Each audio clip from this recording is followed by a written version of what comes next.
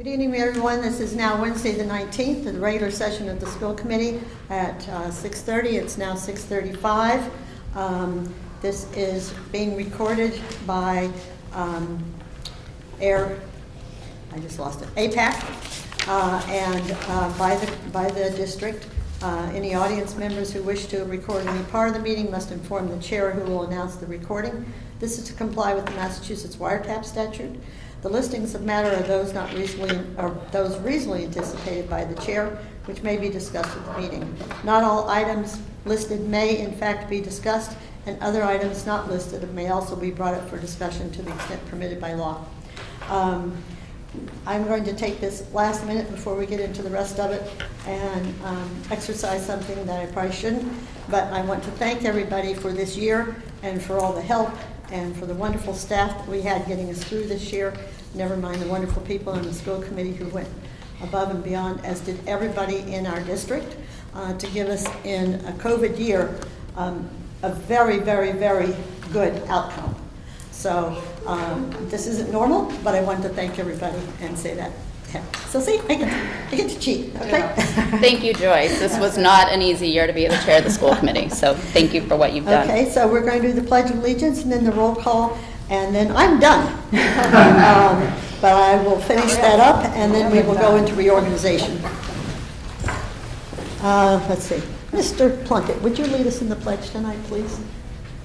I pledge allegiance to the flag of the United States of America and to the republic for which it stands, one nation, under God, indivisible, with liberty and justice for all. Thank you, Mr. Plunkett. So we have 2 new members tonight, and but I will go around and call the roll. And on the end is Chris Ruprecht. And I told you I'd probably mess it up. Here is the answer. Okay. Cheryl Simmons. Here. Michelle Granger. Here. Joyce Reschutz here. Mr. James Quinty. Here. And Erica Span. Oh, she's right here. She's Oh. coming in. Yep.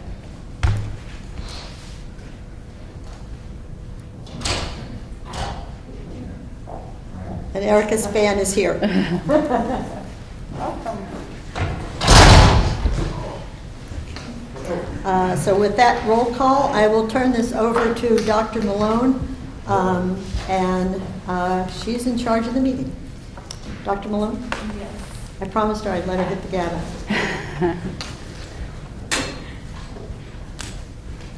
Thank you.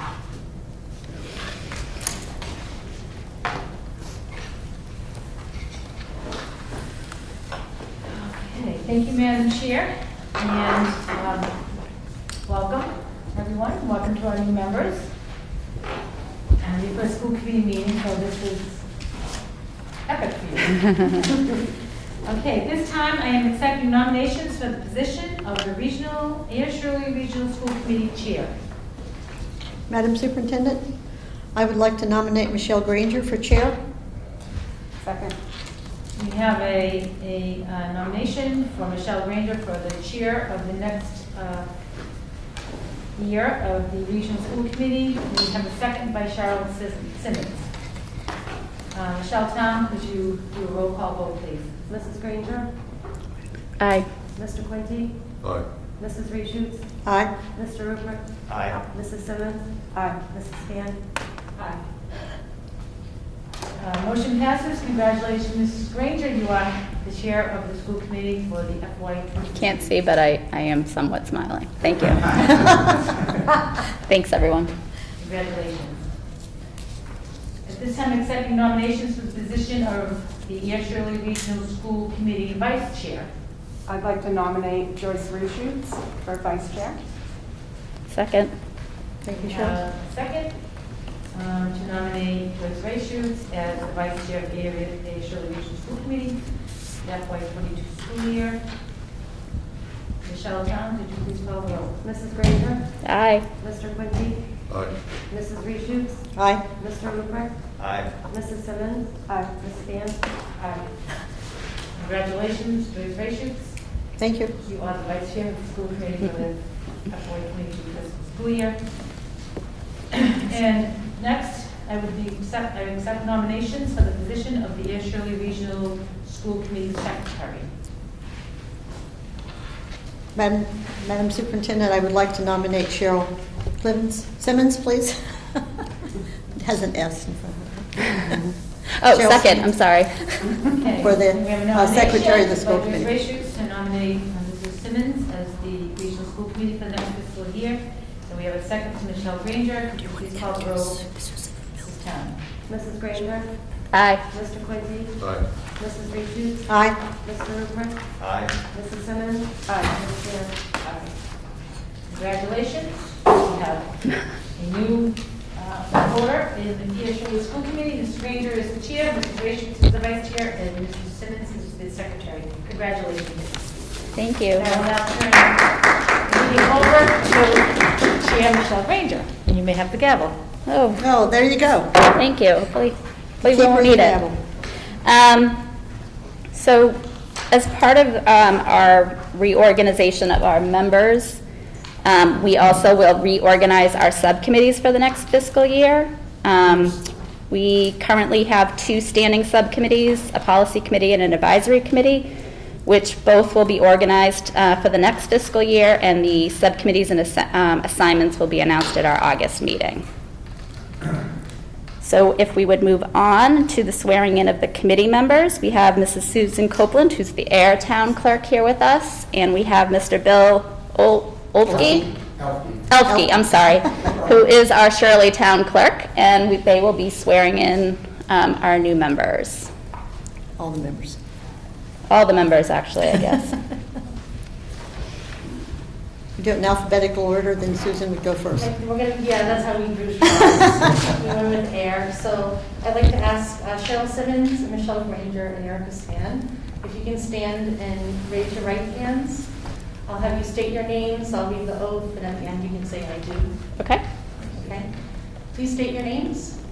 Cheryl Simmons. Michelle Granger. Do solemnly swear that you will perform your duties as a member of the Air Shirley Regional School District School Committee to the best of your ability, keeping uppermost in your mind what is best for the region and its school children.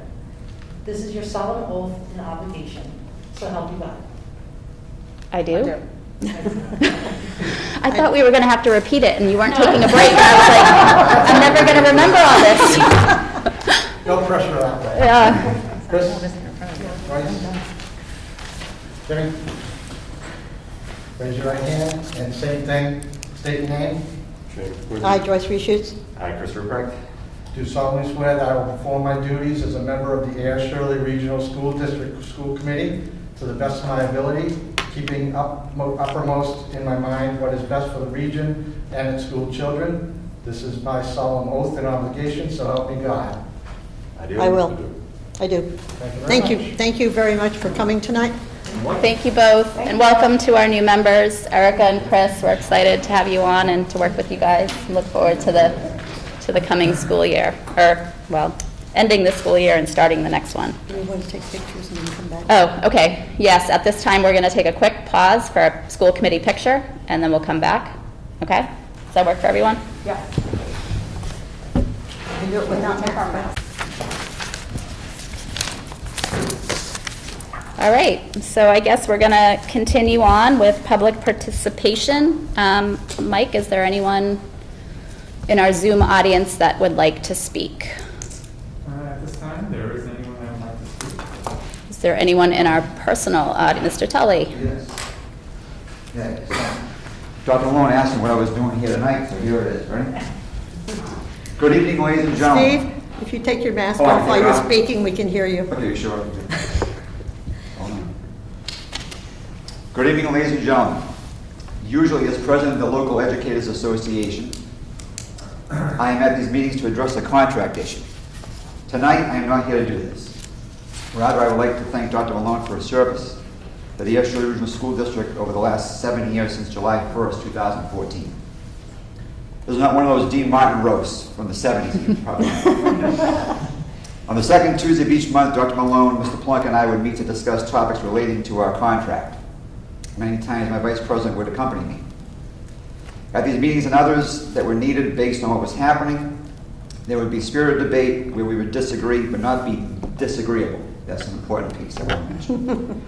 The same can be said about negotiating the 2 contracts and COVID memorandum of agreements.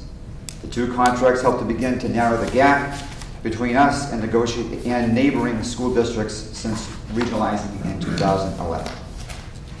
Approximately 15 of my members received accommodations during the COVID-19 back-to-school phases 1 and 2 before all returning to school in person, full in person on April 5th for phase 3. New courses have been developed, shades, furniture, all through the classrooms. Supplies for new courses were ordered, new programming, and the last phase of high school project was completed. Student field trips were supported with transportation. Personally, I can attest to her involvement with the annual Veterans Day program at the high school. I would always receive a nice thank you from her after the program. I would always tell Dr. Malone that she does not give cookie-cutter speeches. Rather, she researches and presents new material each year. I could go on with many, many things what you've done here over the last 7 years. Now we come to the end of your superintendency. I bring you regards from the MTA, our state's educators union, affiliated with our local union, ASRSD Inc. You should be receiving a gift from our association at your home within the next few days. Thank you, Michelle, for your help with that. There'll be another gift that's coming along the way here later on in June, but due to the conflict of interest laws with the school committee, I need to make sure that I abide by those after June 30th. I just want to conclude my remarks by saying it's been a very positive experience to work with you as you went through contract negotiations, the day-to-day happenings of management and labor, and preparing to come back after the COVID-19 shutdown. Enjoy your retirement. Thank you very much, David.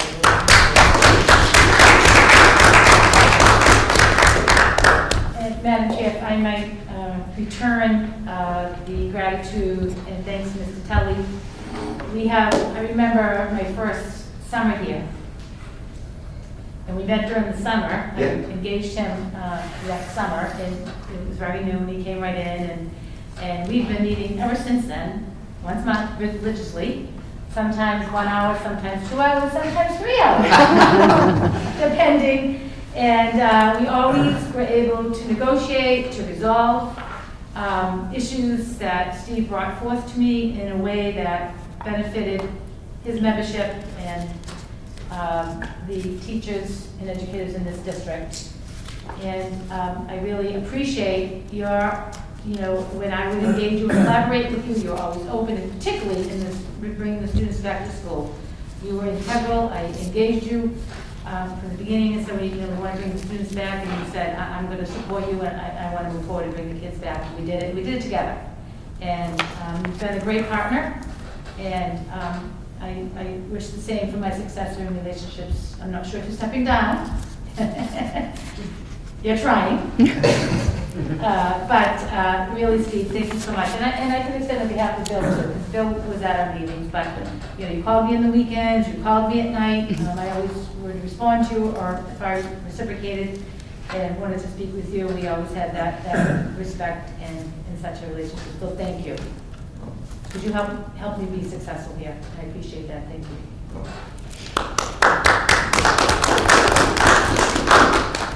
Well, thank you both. We all benefit from that relationship, obviously. So we thank you both for your cooperation and collaboration.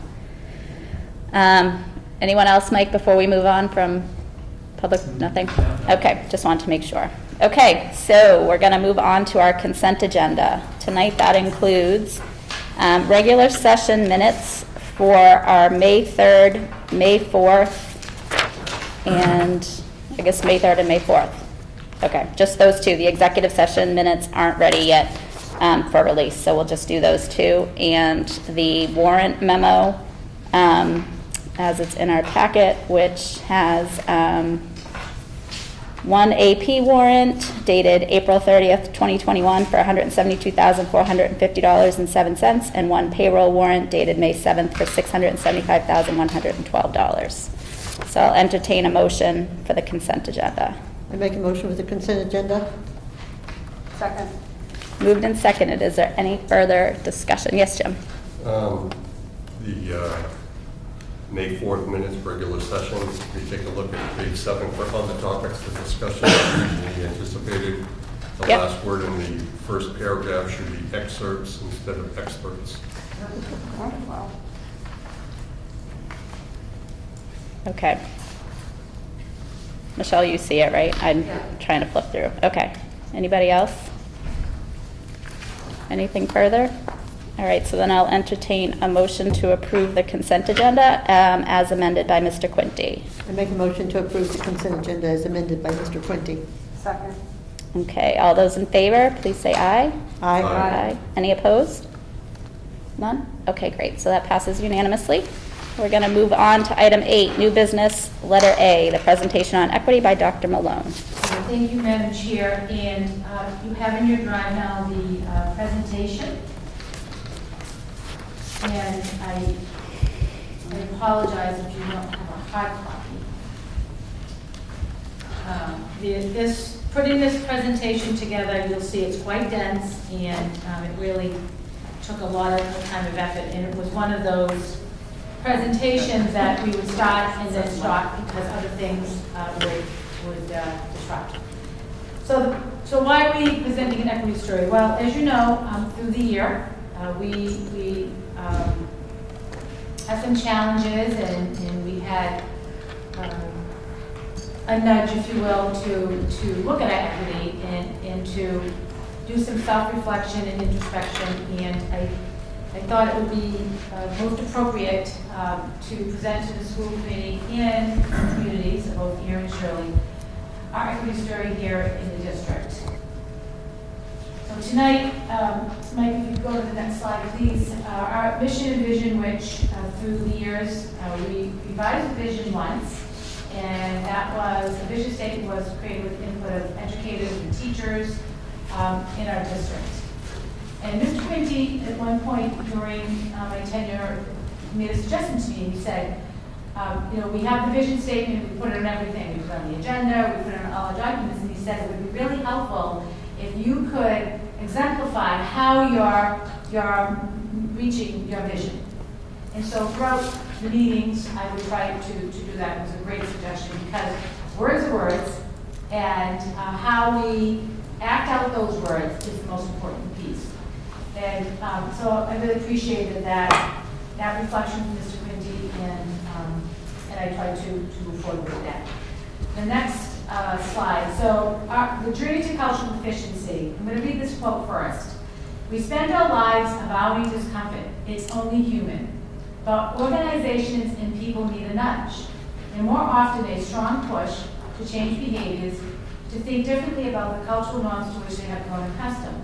As you know, the admin team has been engaged in a book study throughout the school year on cultural proficiency.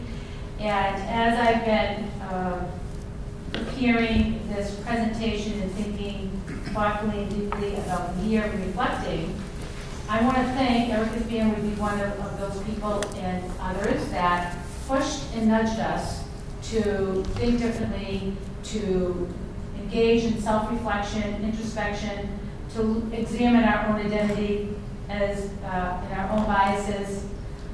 It's a very deep process, and it's not going to be completed in 1 year, but certainly the admin team and myself, certainly Mr. Clary, certainly have engaged in self-reflection, introspection, and our own biases as adults, and adults in roles of leaders in the school district.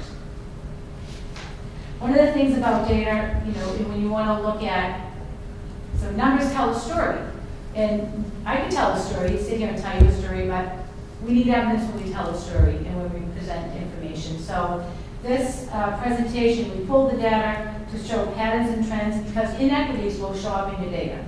And the highlights of our data story, what we concluded from our story, are things that we've been working on and throughout my tenure here. But the numbers speak for themselves, and we are in a cycle of continuous improvement. And this is a roadmap of our journey, where we've been, and then where we need to go. Okay, so the next slide, please. So we hear, equity, equality, equity, and liberation. These are very simplistic definitions I put forward for you, but we used to talk about equality in schools, right? If it's equal, then we're doing a great job because everyone's getting the same treatment. But we soon found out that that's not meeting the needs of every learner. It's about equity, making sure every student has the support they need to be successful. We must have systems in place to ensure that every child can be successful. And then the third stage is really about liberation, where we remove all of the barriers and systems so that each child can be successful. And if you, I'm just going to turn this. So, if you say equal, well, I'm treating every child field first, what we're looking for, slide here, frame, thank you. So every student got the same stool, same heights and everything, so you should be all set. But if you look, the taller the student can see, the one in the middle can barely, and this small one can't see, so we didn't meet the needs.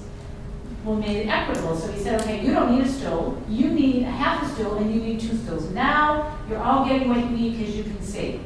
But if you take it one step further in liberation and say, do we need a barrier? Do we need a fence around that ballpark? Next slide, please.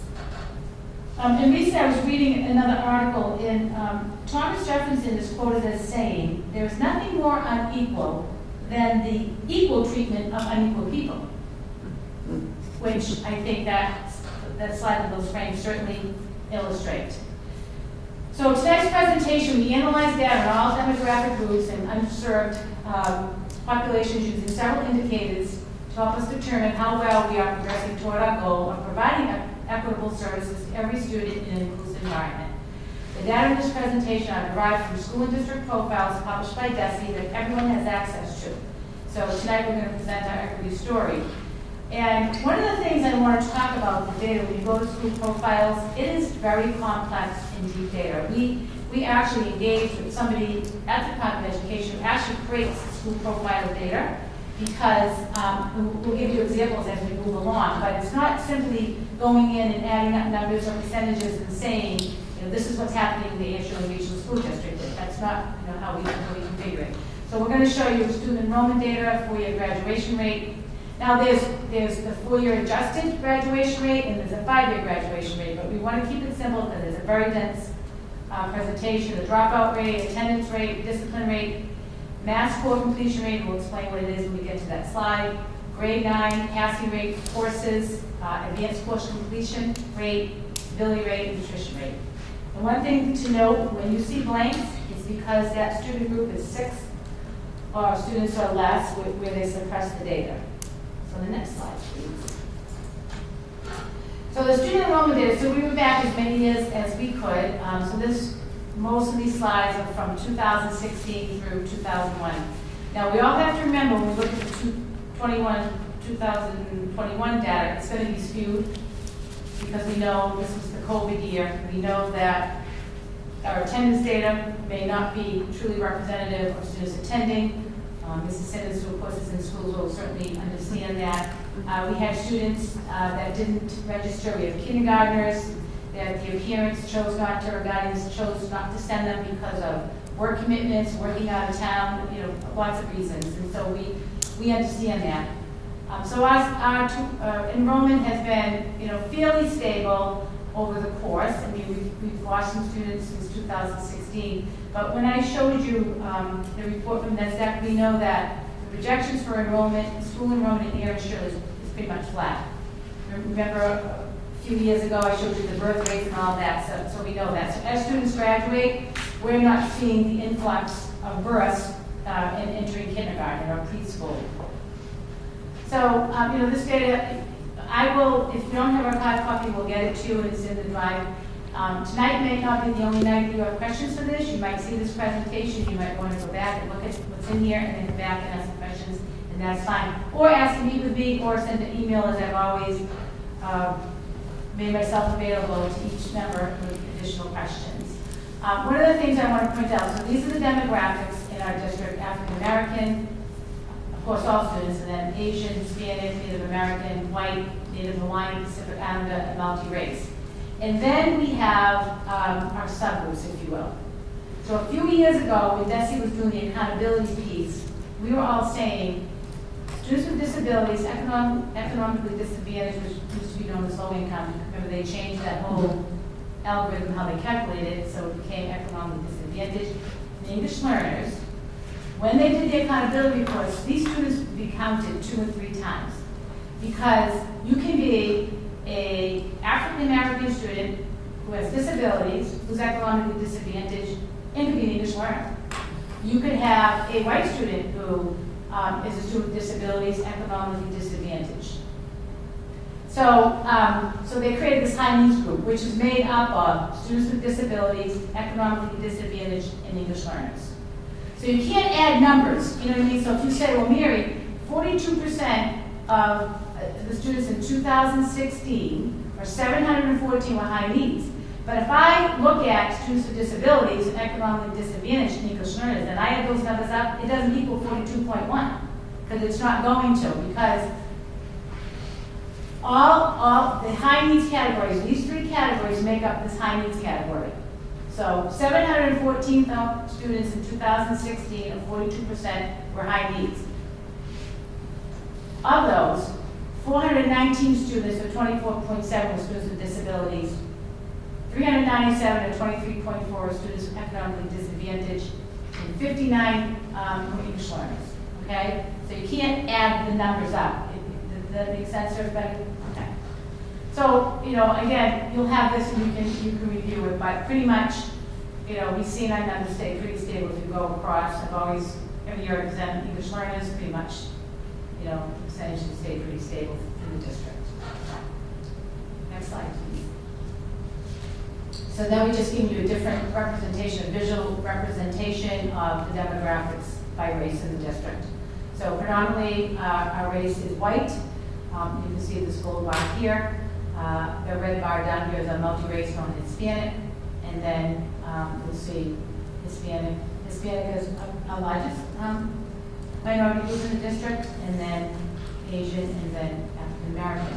Now, the other thing I will say about when people identify their race, sometimes particularly like multi-race and non-Hispanic, I don't know about any of you, but I've gotten confused sometimes when I'm asked my ethnicity, and sometimes I'm not sure.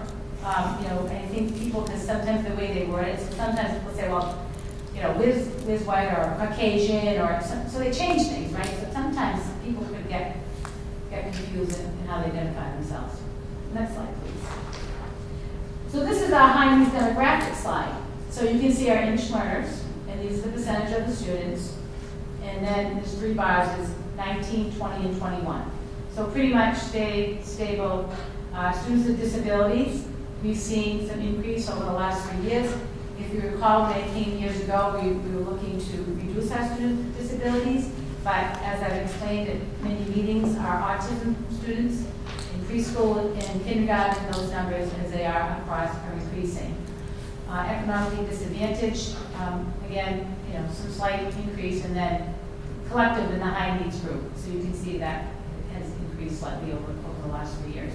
And what I'll say about our preschool, Mrs. Hamill, as you know, Director of Student Services, we created an early childhood learning center at Page Hilltop, and we have a really strong early preschool program. We have ABA specialists, so we've been hiring paraprofessionals and teachers who have that training to work with our kids. And I would invite you at any time if you wanted to come to the preschool and see our students.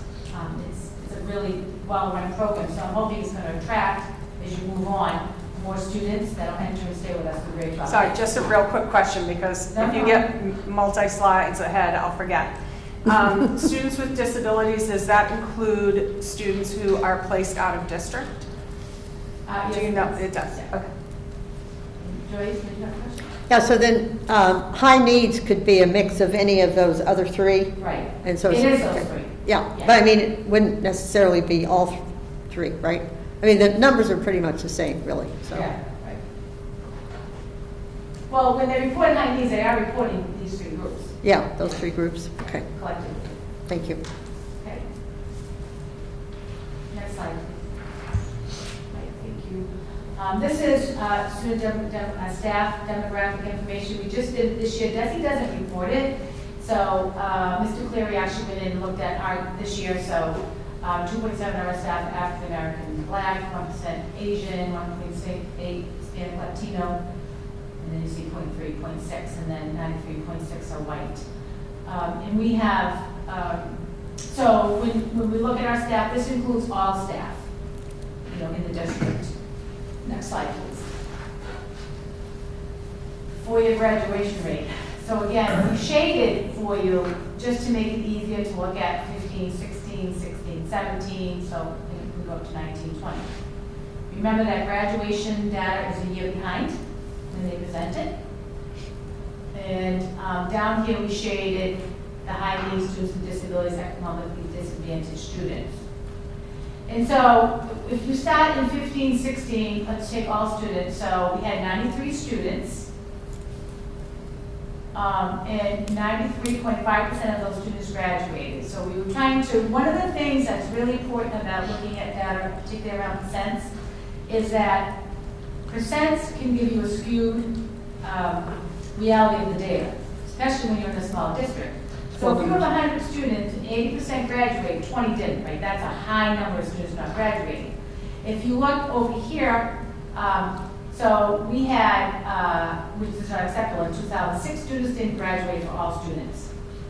And then they disaggregate the data. So if you look at African Americans in 2015-16, we had 6 students in the 4-year graduation rate.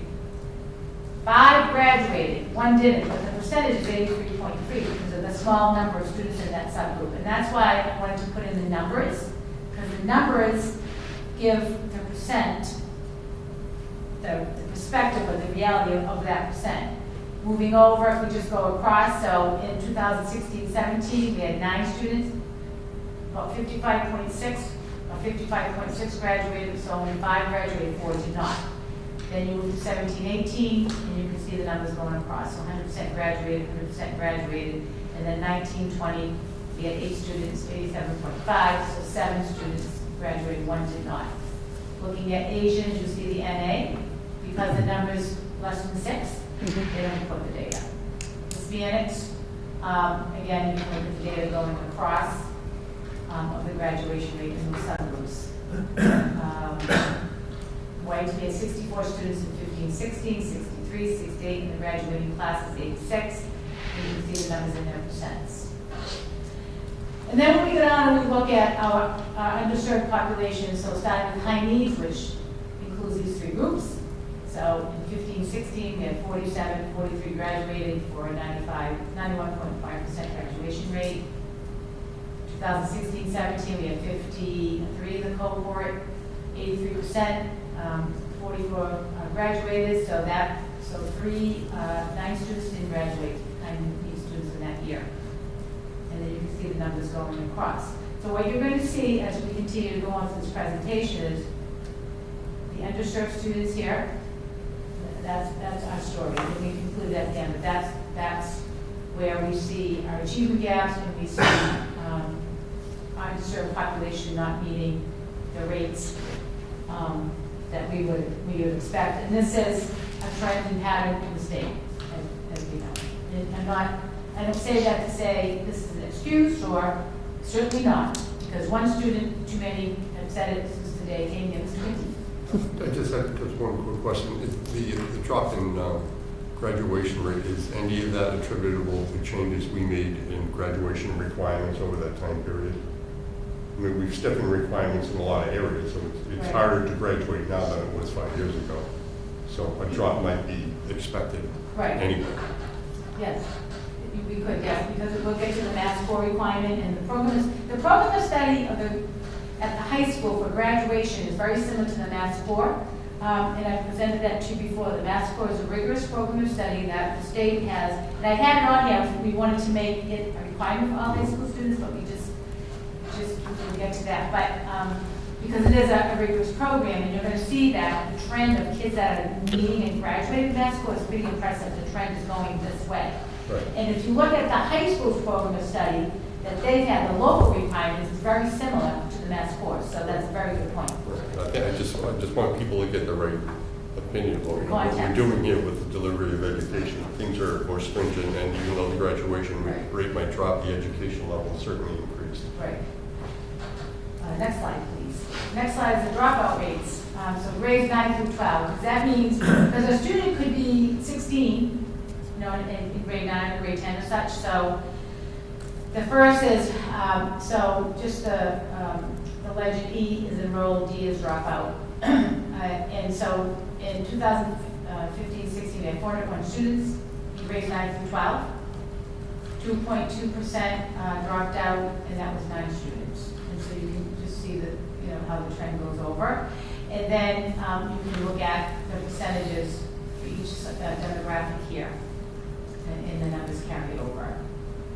So, for our races, we're doing pretty good. Most of the students, they're not dropping out. And then, so of this, you come down to here and you look at our high need students and students with disabilities and economic disadvantage. And that would be, where we need to improve. Okay, next slide, please. Attendance rates. Attendance, so this, we have this shaded in pink because this is 2021, and they reported this data. The commissioner held a conference call today, and he pointed out that the data for 2021 only goes to March 1st, and that was for 100 days of attendance. And what he said now this year, it's going to go through June, and the attendance for this school year is going to be, next year is 170 days. So we have to remember that. And he said, because attendance has been a problem, he said, they really try to work with kids now to make sure you're getting to school and increase those rates. So our goal, and the state's goal, is to have 95% or higher attending school.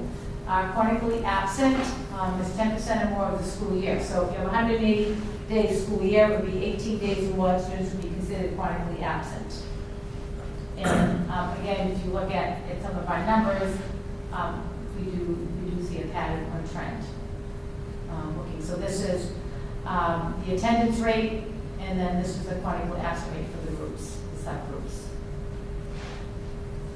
And if you look over here, all students, we had 18.8, but again, when we closed down the schools in March, it was really hard. I'm sure you've all seen even across the country, thousands of students were missing and not attending school. It was it was a big problem. I remember that the story was told in Florida, I forget the number of kids, they actually ended up locating all of the kids that they couldn't find that were in schools and communication in school, but it was quite problematic. We didn't have this bigger problem, but certainly the numbers on, they're high, chronically absent that year. Next slide, please. Discipline rate. So this is only reported for in-school suspensions or out-of-school suspensions. So this doesn't include, students got a detention or something like that. That's not. That information is put into our student information system, but it wouldn't be something, a data point that the Department of Education collects. So I'm going to have Mr. Cleary explain this chart to you. So Mr. Cleary. Sure. Thanks, Dr. Long. You'll notice that the... Yeah. Oh, sure.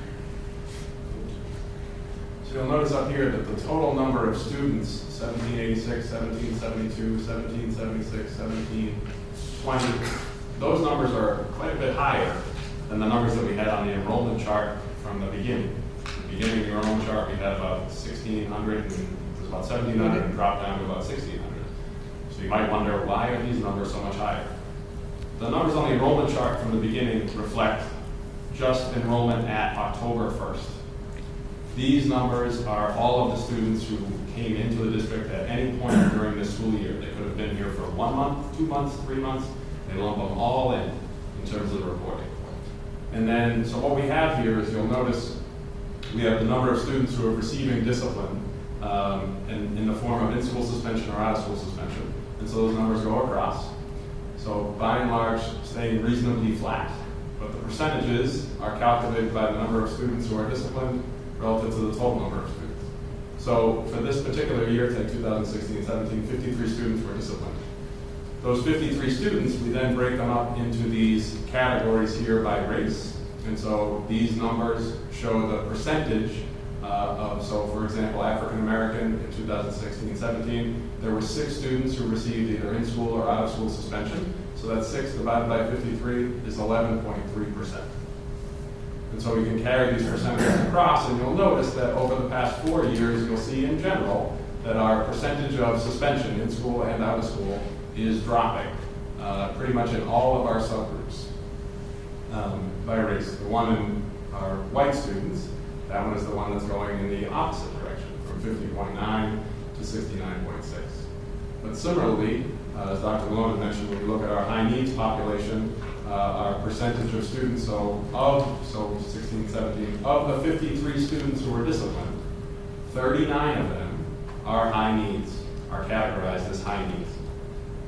So again, Dr. Malone mentioned that each of these categories makes up high needs, so you can further disaggregate this information to figure out the percentages, and then we track these percentages going across. So they've remained reasonably consistent, but they are reasonably high in terms of percentages. So that's something that we noticed as part of this data. Yes, Mrs. Brady? So, what is the exact meaning of discipline? In this case, it's students who receive for an infraction that they've had, and the result is either they're suspended in school or they're suspended out of school. So there tends to be kind of serious infractions. This doesn't count, detentions or lunch detention or, any other form of discipline. Community service work or anything like that. This is the data that DESI collects. Okay. So DESI gets the data, we have, Jess Rakeup is our data analyst. She has 2 functions. She's our data analyst and she's an HR specialist. So she submits the data through, they call it SIM, Student Information Management System. So all the data gets submitted to the Department of Education, and then they take the information and they create the school profile and all the data points for every district. And that's how they get the information. But as Mr. Clary said, like when we were talking, he's going to talk about the attrition rate and stability rate, but it's the way they collect it. So it only shows students, when you get to that piece, it's only showing students who have left. It doesn't show the number of students that have come in during the year and have registered to the school, which is important, and you'll understand it better when we get to it. Okay, next slide. So the next slide is the mass core completion rate, which is another data point that they collect. And as I stated, it's a rigorous program of study. Students have 4 years of English, 4 years of mathematics. They have the lab sciences. They have to take at least 2 years of foreign language and like 5 electives. And so it's pretty rigorous. But the high school program of study is very similar. It's just that if you looked in the high school program of study, you would see we have the mass core, and then the high school, you'll see we have a chart, it's a grid, and it shows the differences. So this data, again, we started with all students at the high school, the graduates, I'm sorry. So in 2015, we started with 90 students, 62.1% graduated, meeting the mass core requirement. Then we went to 77.2, 84.7, 83.2, and again, our fund year, we decreased a little bit to 78. But it's definitely going in the direction we want. African Americans, it was 80%, and then 66, and back up to 100. So all the students, the 7 students that graduated, all met the mass core requirement. Asian students that are suppressed are Hispanic, 44, 58, 50, 71, and then that's 56, I think. 66. 66, and so that went down again. This year is going to be tough. And then white 62, 80, 87, and then 78.9. So it seems like the trend went up, and then we had a dip in the 1920 year. Our high needs, 45.7, 68.2, 65.8, 74.4, 69. That's great. Students with disabilities, 18.8 and 15-16. When that went to 62.1, 52, 64.7, and 58. So they all had a little dip in the 1920 year, 52, 62.1, 73.9, 8.8, 70.1. So, you know, so those students and those underserved students are making great progress at the high school, meaning a rigorous program of study. Because the expectation is that all students, as high expectations for all students, and I believe, as a superintendent, that every student can meet the Mass Core program of study. No matter race, no matter if you're an underserved population. And that's the culture change and the shift that schools have been going through all over these years. Is that expectation that everyone can read, everyone can learn, everyone can be successful. It's how we get them there, how we provide instruction and interventions and scaffolding to students along the way. I mean, Mrs. Simmons is a special education teacher. So students have an IEP that have accommodations in it. Those accommodations are designed to give students access to the general curriculum so they'll be successful as their peers. Next slide, please. Grade 9 passing rate. So these, they collect these because what the research has found that if students aren't passing the grade 9 courses, then it increases the risk for them to drop out of high school. And I think, these numbers, again, we started in 17-18, 104 students in grade 9, 78 students, 78% passed all their courses, and that was a number of 79 students. So you can see the numbers that go across here, and then of course, you see your subgroups of the students that are passing in grade 9, and the trajectory is that it does increase or stays pretty stable. Under high needs, the number's 52, then went to 60%, and went to 74, which is really good. So that means our students in grade 9 that come to the high school, the more and more students are passing those grade 9 courses, which indicates to us that they would have a successful career path in high school and graduate. Economically disadvantaged, 44, 51, 71. I mean, that's a huge increase, in grade 9 for that group. Next slide, please. So advanced courses, I just wanted to point out, might say, the next slide we're going to talk about advanced coursework. And so advanced courses are all the advanced placement courses at the high school, and all courses taken as dual enrollment, like with our Mount. And then advanced math courses, for example, pre-calculus, probability and statistics, calculus, and trigonometry.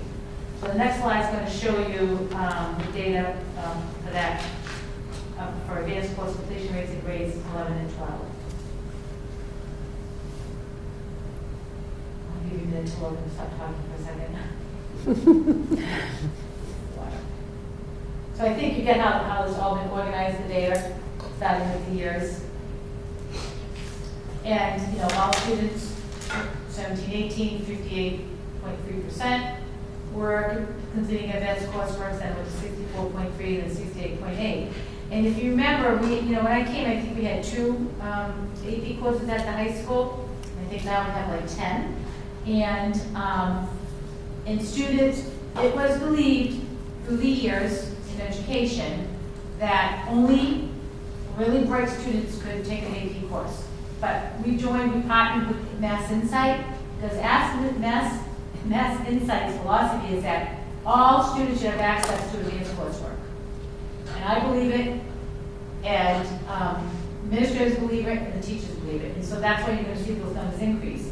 Because it's not just about, years ago, you only got into an AP course with recommendations from a teacher. So African Americans, 47.1, 61.5, 71.4.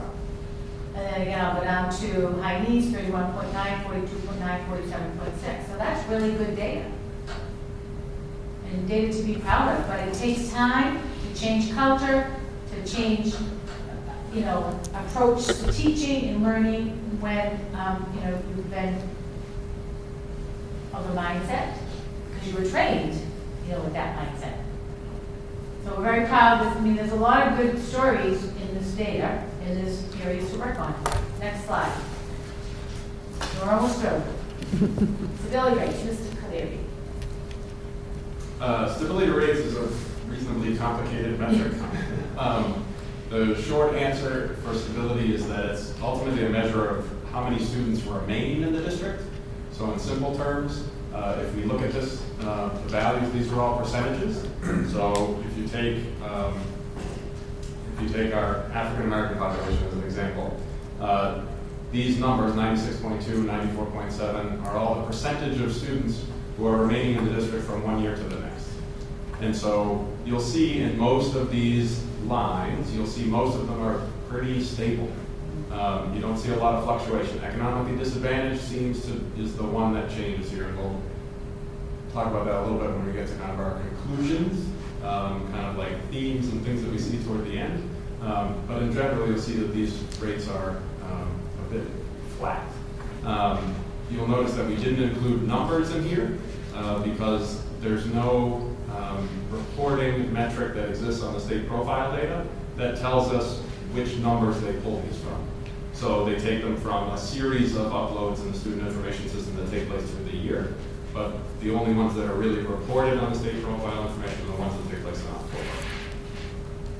Yeah, there's 3 reporting, I was going to say there's 3 reporting dates. So we do the end of the year report by June 30th. Then we do the October 1 report, which is about all the students that are in our school system.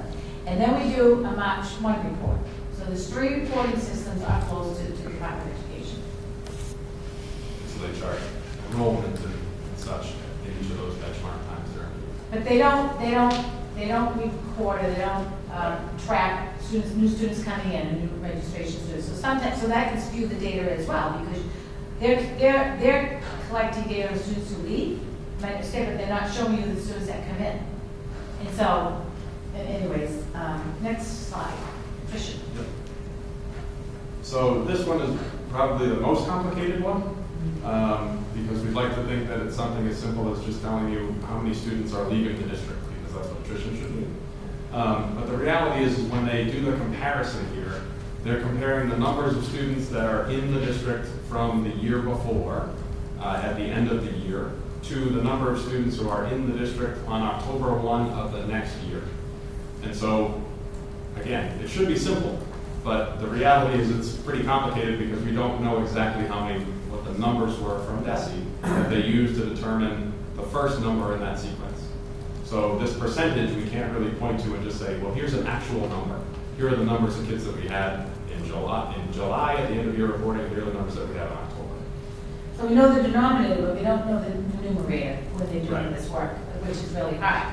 So you can't go in here and add up numbers and say, you know, for example, you can't, like, if you were to say, well, if I'm going to add up this column and say these numbers, if I add them up, you know, 60% of the kids are leaving the district. That's not, you can't add them up. Those are denominators, and that's not an accurate calculation. You can't do it that way. So it's a little tricky, and this is the one we were speaking, you know, with DESE about too, because we were trying to work it through our own. It's pretty complex. And So to give a little bit more, understand.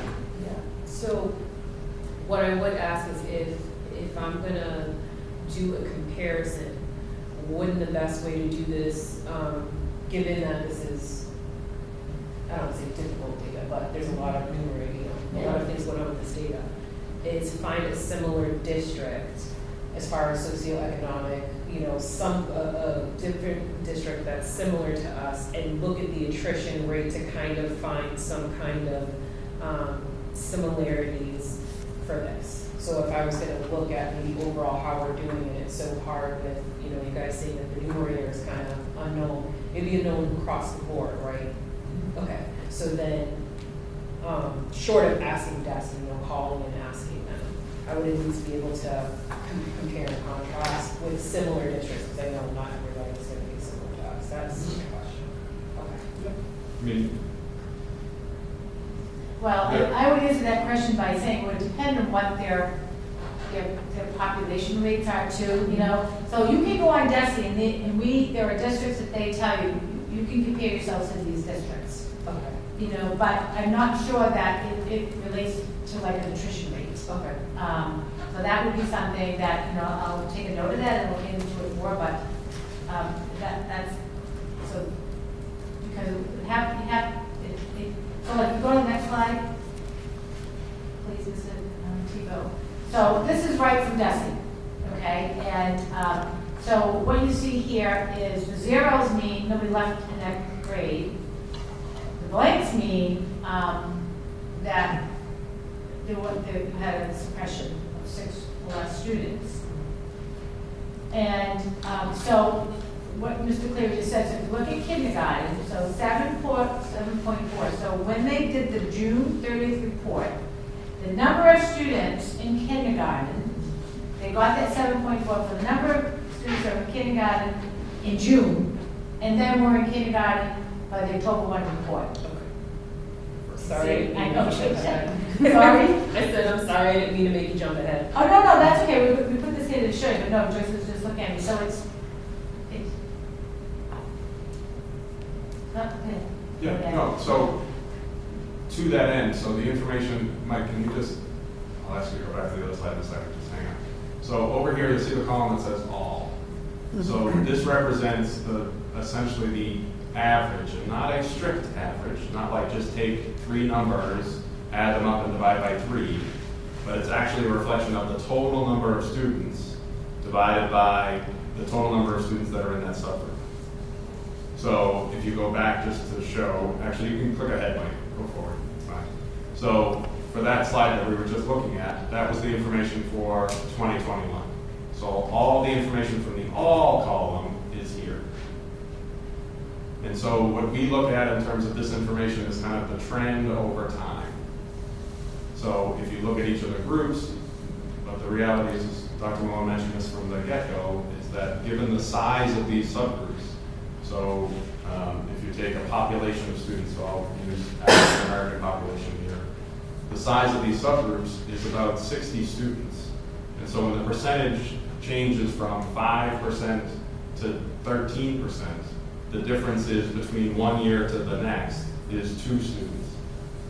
And so that's where the percentages tend to get a bit skewed.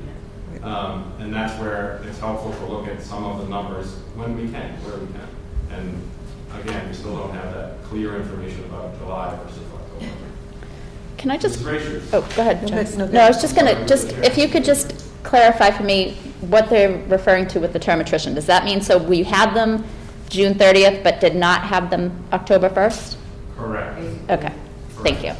Go ahead, Joyce, I'm sorry. No problem. But that doesn't mean, I mean, so whatever DESI does with their counting and everything, we actually have our own charts. And we know, because we've traced everybody, so we know how many kids we had in square 1 on September 1st, and how many kids we had in square whatever the last day of school was, right? So when we look at our numbers, which are accurate to the unit, then how do we compare with whatever fiddle-diddle they've done? Well, so when we got down numbers, this would say that like 125 students left. But if you look at our enrollment data, that enrollment chart, so our junior members would be familiar with that, but so we've told you, we've reported that we're down about 79 students. Mhm. Desi's saying we're down, was it 135, 25, Yeah, something like that. 130. Because they're not accounting for the students that came in, new Right. students, students that came back and registered. See? I mean, any community, They don't you're going to get that have data. turnover. So that's why, you know, when we look at data and report it, you know, you have to really go deep and you really have to study over time. That's why looking over time is important, because that's when you can establish patterns or trends. Right. For improvement, you know, not making any movement, and so, and that's why I thought it'd be important. And so the attrition dates in some places could mean that I had 100 students and halfway through the year, they didn't leave town, the families didn't leave town, but they opened a new private school and half of them went to the new private school. And so then you would really talk about attrition according to your district, Right. not according to the general population. Right. So if you go to the next slide, okay, so these are reasons for attrition. So when a student registers, of course, we know where they're coming from. When a student withdraws, they have to report, the family has to report where the student is going. Because we have to track that student. We have to make sure the student is enrolled in a private school, a public school, a charter school, or wherever. And if they're not, we have to report that. Because every child has to be in school until the age of 16. So these are, in the last 2 years, 2.3% of the students were homeschooled. 3.4% went to the Parker Charter. And as you know, the Parker Charter is 7th grade through 12th grade. And typically what we see happening is it's usually the siblings that'll leave in the 7th grade, the siblings are automatically accepted, which is fine. So I have said this my very first year, that students choose to go to other schools because it's a fit. We don't want anyone leaving our district because we're not giving them a good education or because they're not satisfied with what's happening in the district, right? It's like any business, we're in the customer service business, and I understand, and you all understand, that there are students that are going to go to the VOTEC. That's their career path. On, Friday, I have 3 8th grade students who approached me about diversity day. I'm going to talk about my comments in a little bit, but, and I just met with them again and had several meetings with them because they're going to present to all grade, and 2 of them are going to tech. When I said, because I had to give a little bio of them, and one's going for graphic arts. That that's what she wants. She wants that program there. And the other one is going for media. But it's specific track that they want to choose for their career pathway, and we want that because you want students to pursue a pathway where they're going to be productive and they're going to graduate and they're going to find their passion. So, so then 1.1% dropped out of school, 6% school choice. We had an influx of school choice the last year because, again, parents that had to work and find care during this COVID pandemic would maybe select to go to another school because they have to survive. 0.4 are enrolled in a virtual school. 6% have gone to a private school. And, one of our private schools, there's 2, and I can't recall the name, but there's 2 very, very elite private schools that we had some 8th graders go to because that was the choice and fit for those students. And then 21% go to the tech. So we know every year between 25 and 30 students typically leave our 8th grade and go to the tech. And most of them are for programs. I gave you a few years ago, we called students and families and asked, when I first came, I called school choice families and said, why are you leaving the district? To get that data.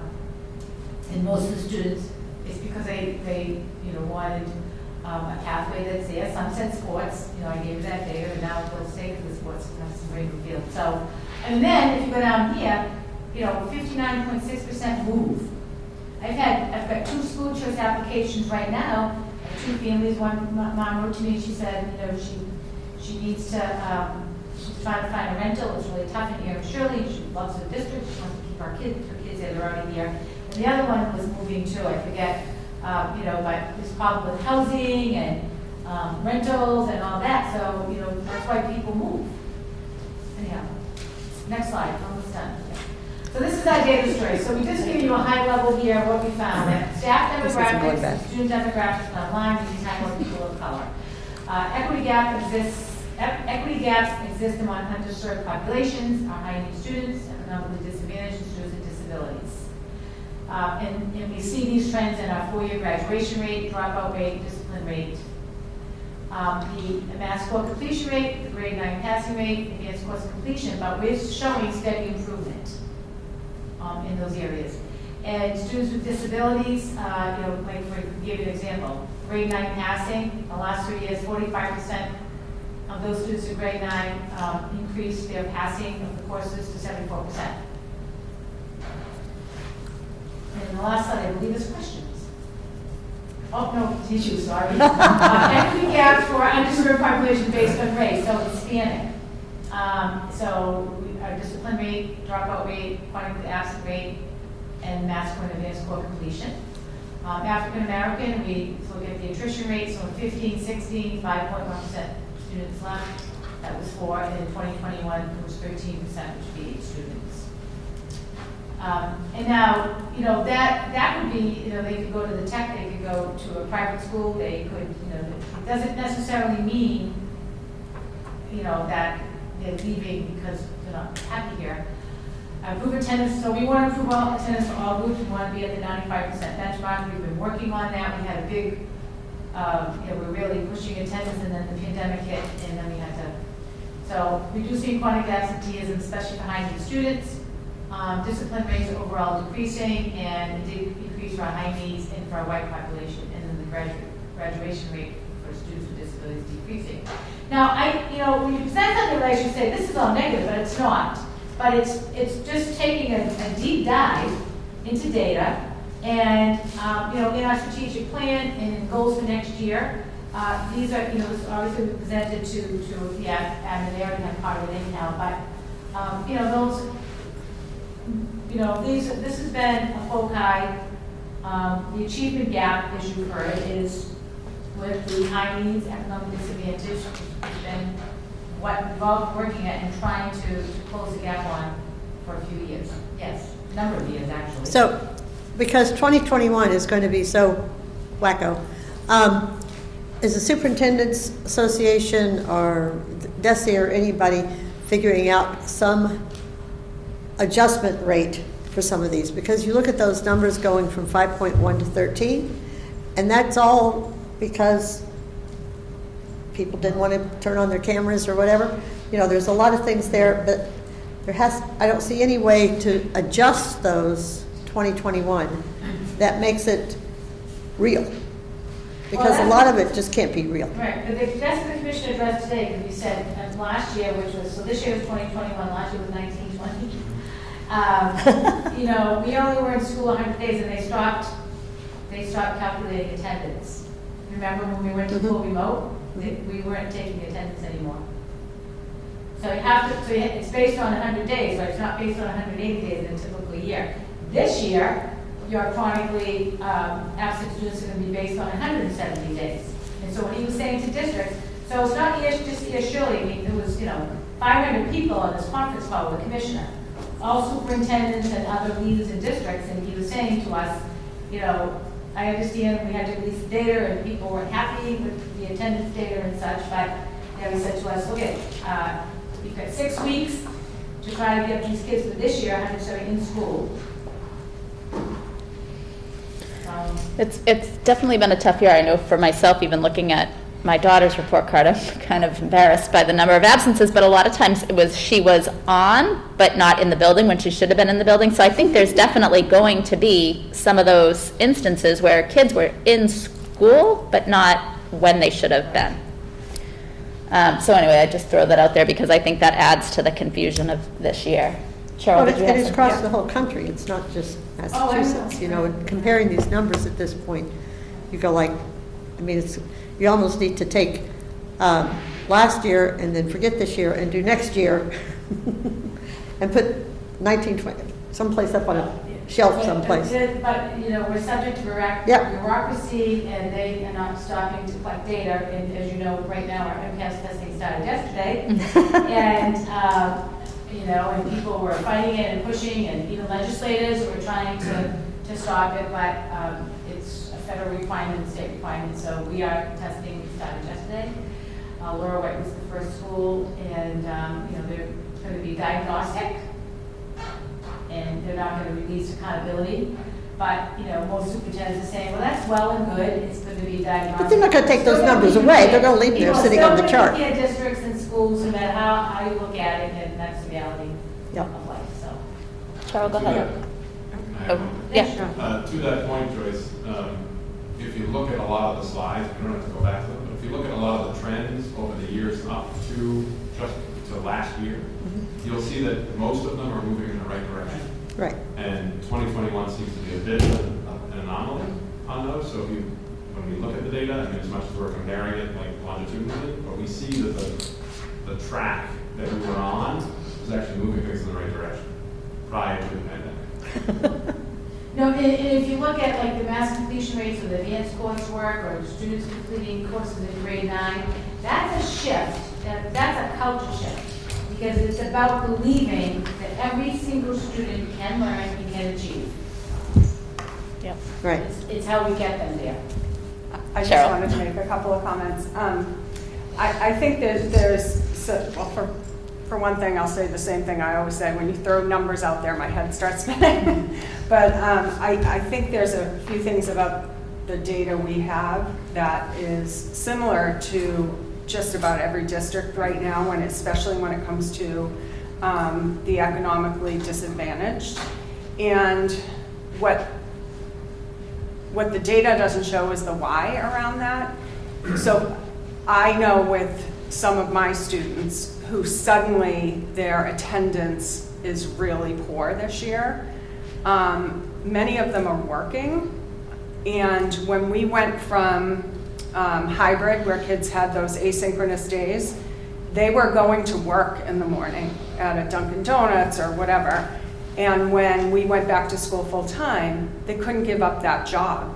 So their attendance rates have dropped significantly. And I know with just speaking with other people in other districts, they're seeing similar things like that. So the data shows one story, but there's always another story behind the data as well.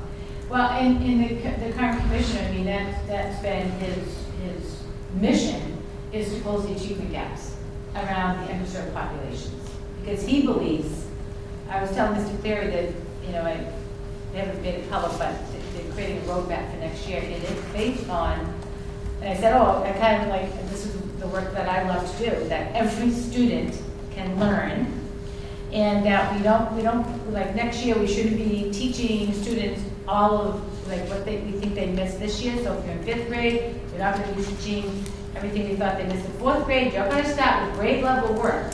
I mean, sometimes in schools, like over the course of my career, the review period at the start of the school year can be extensive. And we don't want to spend all that time reviewing. I've always said, students are so ready to learn from day one when they come to school. Just about every student has on a pair of new shoes, is excited about coming to school, and is eager to learn. And that first day is so critical of connecting with that student and what their year is going to be like for the remainder of the school year. And the piece about, so now you're teaching something in math and there's a gap. It isn't stop and then reteach something from last year. It's going in and scaffolding right at that moment of learning and just scaffolding and closing that gap and continue with the grade level work. So we're not pushing kids back and say, well, now we get to teach you this whole unit and now you stop learning grade level material. All students should be learning grade level material. I believe it, it's heard it, people that have worked with me have been saying it for many, many years before I came to here, Shirley. We're lowering the expectations and it's not fair to kids. It's not equitable for anyone to decide that you can't learn grade level material, so therefore I'll teach you something else. That's the way you do grade level, because you're going to create those gaps, and we'll see them. So I'm going to stop.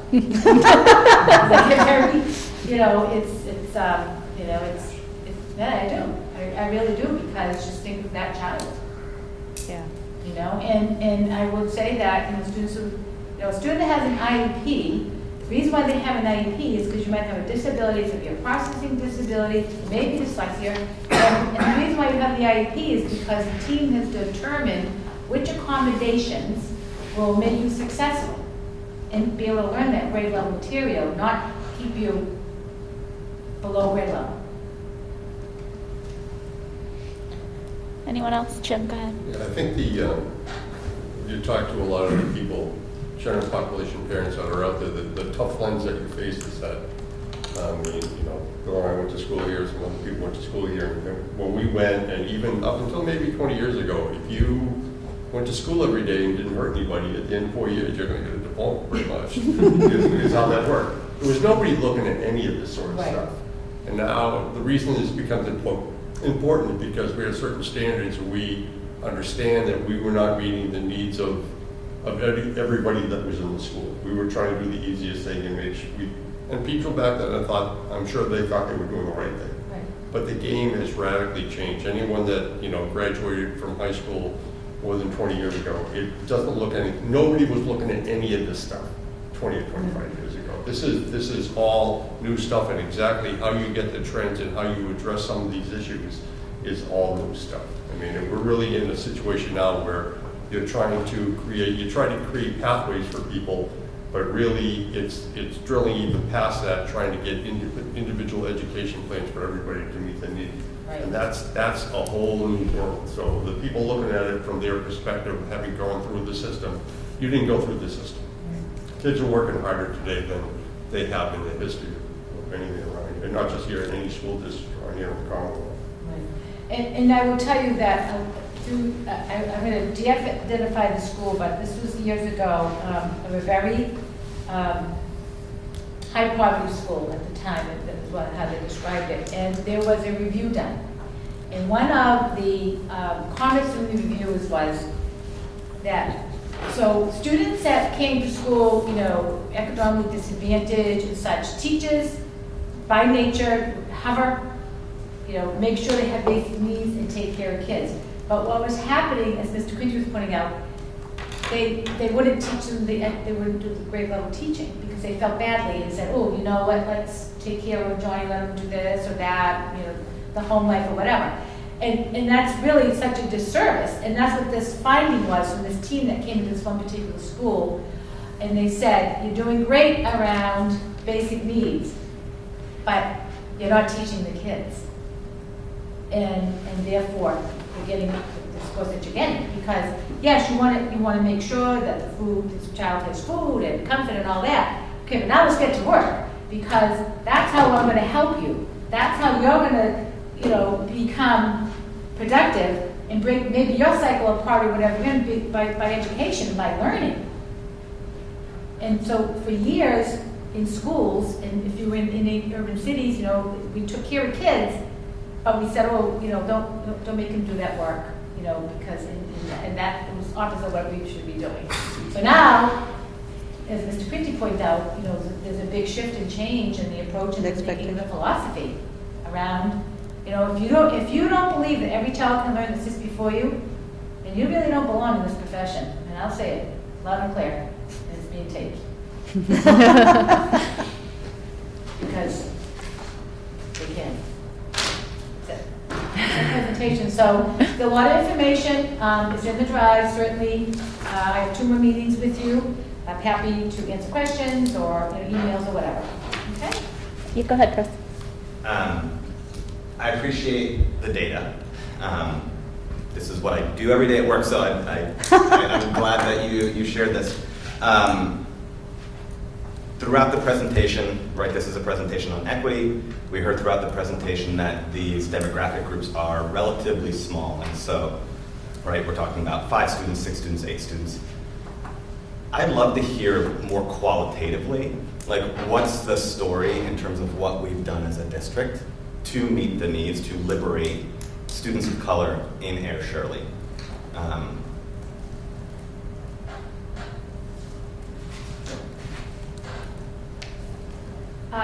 So qualitatively, what have we done to elevate a group? So I think, as I pointed out, around an expectation, right? So qualitatively, that all students.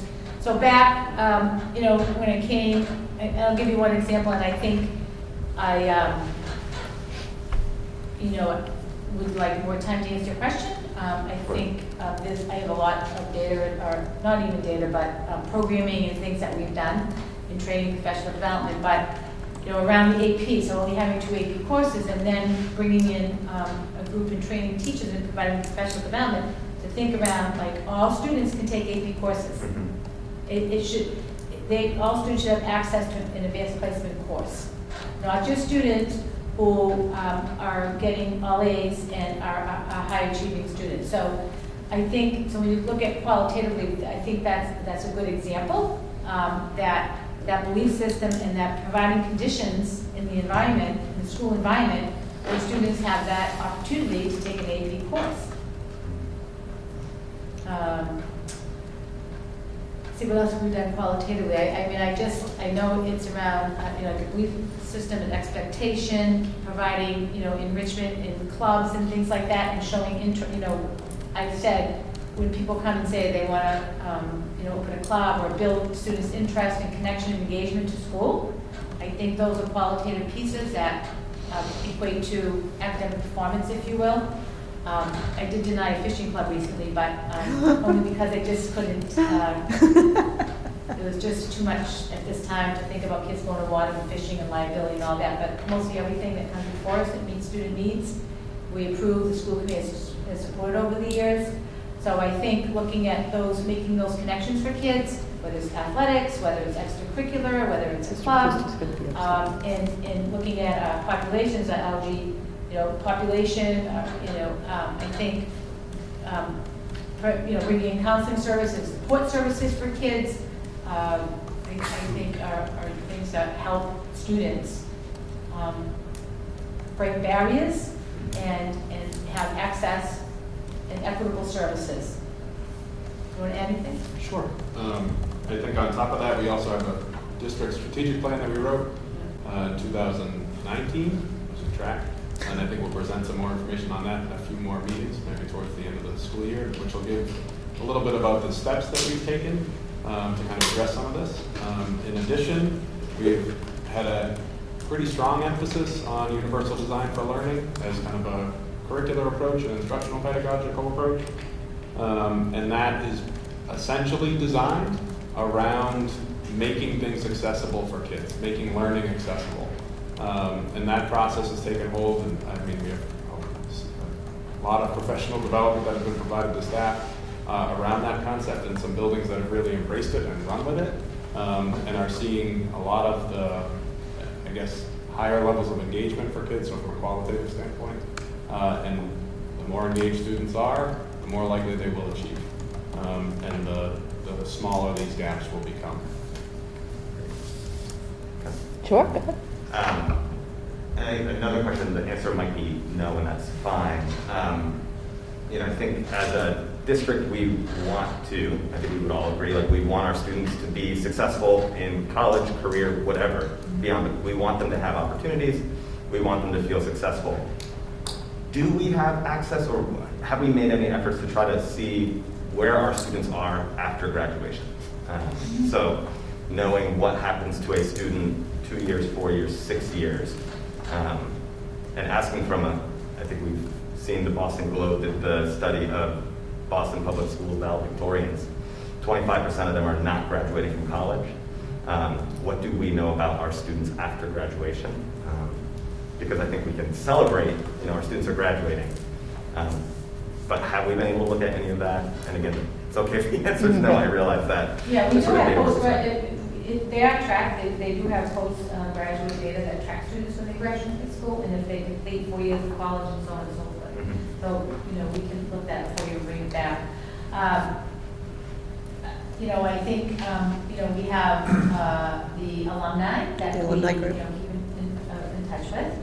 A lot of students too, so we find out that way, but there is data that is collected upon post-graduation, what students do.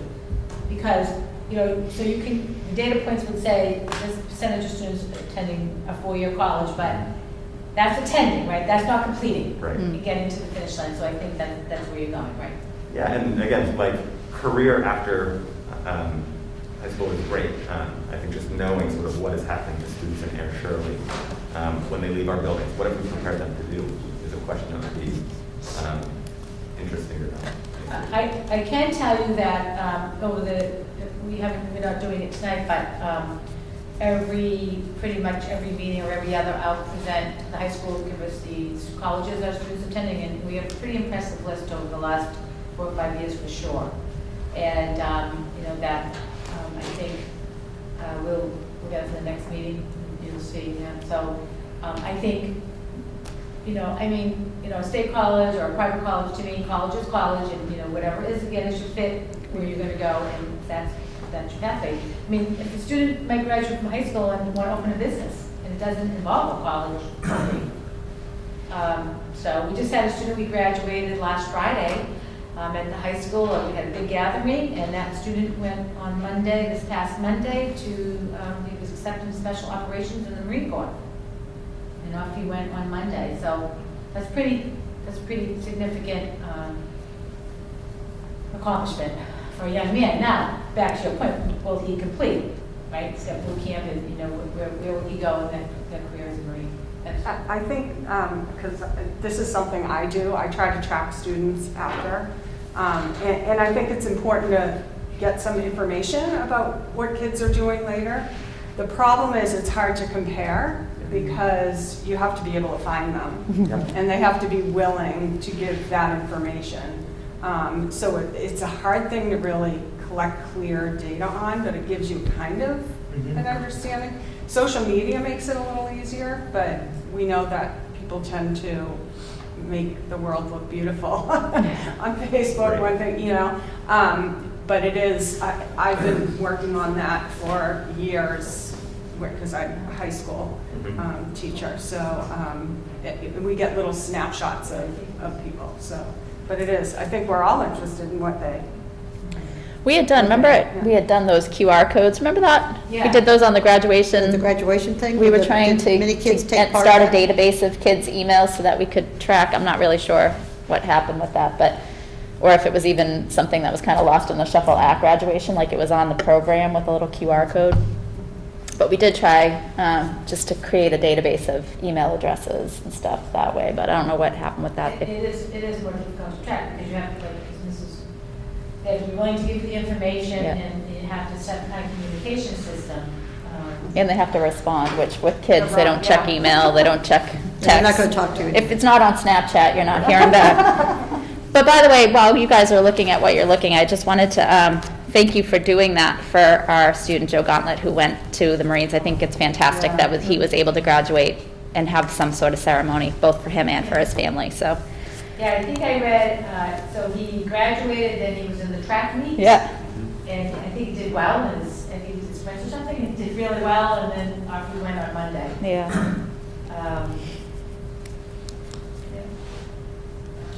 Okay, so are we good? Are we ready? Anyone else? Questions about the presentation?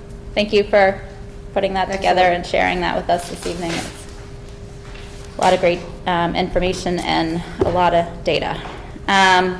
So we're going to move on to item 8B, the approval of fundraising for the Air Shirley Regional High School Fields Project. Dr. Malone. Sure, so I thank you, I remember when you drive, and I included some of the policies for the school committee. So I'm seeking approval from the committee to begin fundraising efforts, the elements of the project, such as school board concession stand, that look like clothes. So we're going to create a list of businesses, and some people might want to purchase the scoreboard and put your name on it. So that was around your naming policy. And these policies, if you look, 2018, 2016, the school committee did work on these policies. In 2017 about advertising. And so before we went out and started to work with companies and businesses, if they would be interested in making any donations to the project, we certainly wanted approval of the school committee. Second piece is that we'll establish a revolving fund specifically for the donations received for the project. And then the third piece, I just wanted to put the pledges today. So I did hear from, the Norton family, and they are continuing their pledge of the $500,000. And Mr. Norton, I haven't, I need to call him, and I haven't been able to, but he did say that he wanted to direct, these are his words, direct our support to part of the original project that was cut to meet the reduction target, which is the softball field and concession stand. And I was with him through email, and that's the date. Corp Irrigation, which is the Perrott family, if you recall, they wanted to, they own the irrigation system. That family comes to Page Hilltop, and they manage the courtyard. They volunteer, and they clean that courtyard. It's wonderful. And then the school committee member of the stabilization fund, the $300,000, and that pledge was done on June 4th, 2019.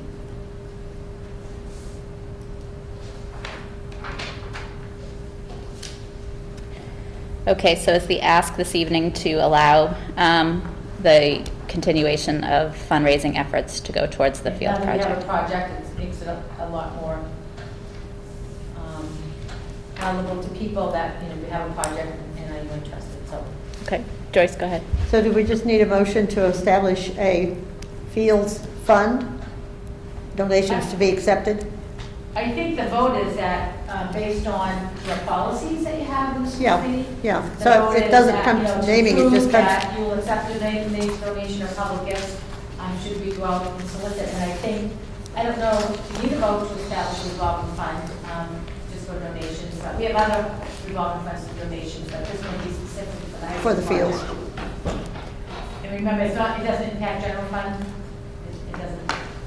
And so just like we normally accept donations, when we have donations from the Citgo station or whatever, and usually sometimes it's designated to a certain area, we would just have the same thing, but we would basically establish a special fields fund. Is that what we're trying to do, is make that vote?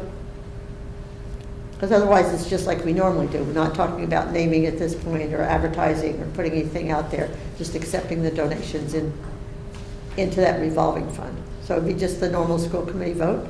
Am I totally confused on this? Well, I think in this case, would we be soliciting some donations as well, or? Yeah, so I'll give you, Groton School, like, Groton School, we have Pepsi, just local businesses, and we're putting together a packet, a letter, and then, information about the field, and then, the components of the field that people might be interested in donating and getting their name. Okay, Like people at the school board, if Pepsi wanted to sell, purchase the school board, make a donation, we want our name on it. Pepsi logo or whatever, For a yeah. number of years. The Pepsi dugout, right? Yeah, the dugouts, how they, like the Little League and stuff like that, you see names of businesses and things like that. Well, we already have our football supporters who are putting banners up around the field, right? And essentially, that football group support the football team with those funds that they get, and the sponsor gets a banner on the fields. But this is different, right? This is different, I would say. Right, so this is different, because they can Yeah. still do that, right? I mean, that's still, it's been done for so long, I assume sometime in ancient history it was authorized. So, a booster club like that, that still goes on, yes? Yes? Okay. I think this is Yeah, for each different sport, yeah. for this. This is different Okay. than that. This All is right. going specifically towards the Fields project and elements of the Fields project. So, Shall I try? yeah, Okay. So I would make a motion that we set up a revolving fund to solicit donations for the Fields project. Second. moved and seconded. Any other discussion? Mr. Plunkett, do we need more than that to be legal? No, like. If this is not legal, will you let us I'm know? not even sure if we need a vote to establish the revolving fund. I think it's more just the authorization to solicit the authorization to So we fundraising. bring, we bring, if anybody makes a donation, we'll keep. Yeah, but it's going to go into that fund, so I think you have to say something about the fund in there, in the motion, right? Yeah, the donation specific for the field project will be in that fund. Can be solicited by the administration. Right. We're So for approving, example, so for Mr. Norton, I think he, like I said, I haven't got back to him, but he would probably, he wants his donation to be over some, 1, 2, 3 payments. So we Mhm. have to get back to him. So that money would go into the Right. revolving fund. right. And we don't have to worry about naming the field, because the field's already named. No, that's the one that he wants, is obviously. So that's the biggie, fields remain, and we don't have to worry we'll about that one, field, right? And we, when we go to the next item, we had a meeting, preliminary meeting, and so he would be able to, when we have the signage that names the field, that Mr. Norton would be able to select what he wants for design and where he wants it, where he would like it to be placed. So that would be part of his input. Great. So was there a second? Cheryl seconded. Okay. So if there's no other discussion, I'll take a vote on approving the solicitation of fundraising for the Air Shirley Fields project. All those in favor, please say aye. Aye. Any opposed? All right, thank you. We'll move on to the appointment of the Air Shirley Regional High School Field Project Committee members. Dr. Malone. Yeah, thank you.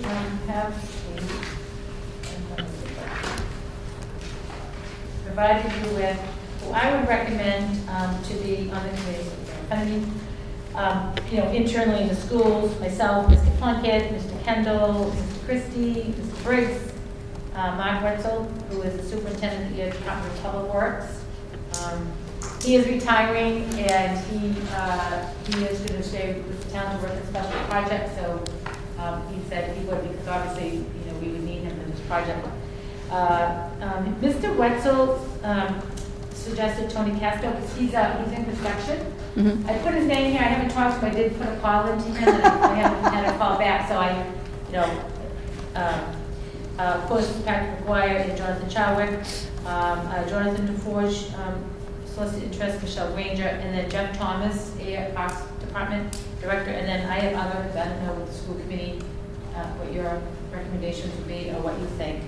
But those are the key people that I would recommend within the district, within the school department. We looked at the prior committee, the numbers, so there was quite a few people on it, but I don't know if you need that many, and some of the people aren't around anymore, but what the committee thinks. Does anyone have any comments, thoughts on the suggestions here? Are we getting a list to vote on? Are we saying what types of people should be on it, or just the names of the people that are? Well, I think based on Dr. Malone's list, it's key people in the school, DPW people, the architects that we work with, and Jeff Thomas is familiar, with obviously with fields and that kind of stuff. So. Yeah, so he recommended, as I said, Mr. Wetzel recommended Tony Castro because he is in the construction business. Obviously, like Mr. Kendall didn't meet with us. Next document I have is an update, but Mr. Chadwick said, I hope you're going to have an AD director because we've done these projects and it's really hard without the athletic director. And I said, yes, he would. So, I don't know, again, it's whatever the school committee, whatever the will of the school committee is, but I think that key people within the school system would be important. Yeah. I personally think the list looks pretty good. I think there are people that have had a lot of consistent involvement with the Fields reiterations of plans as we went along and worked hard on the Fields project. Certainly these meetings, are they? Well, we haven't established it yet because we have to establish the committee, so I don't know when, the meetings will be. If you want, can I just go into the next agenda? Of course, go ahead. We can go back to that. So we did have one meeting. Mr. Chadwick and Mr. McGuire reached out to us. So I put into the next update of the Fields project a reminder of the projected timeline that they had given us. And we're already starting in May, so we're a little bit ahead of the timeline, which is good. And so we had a meeting May 13th, last Thursday, and I've listed the attendees for you. And we convened for personal introductions, mainly with Mr. Wetzel.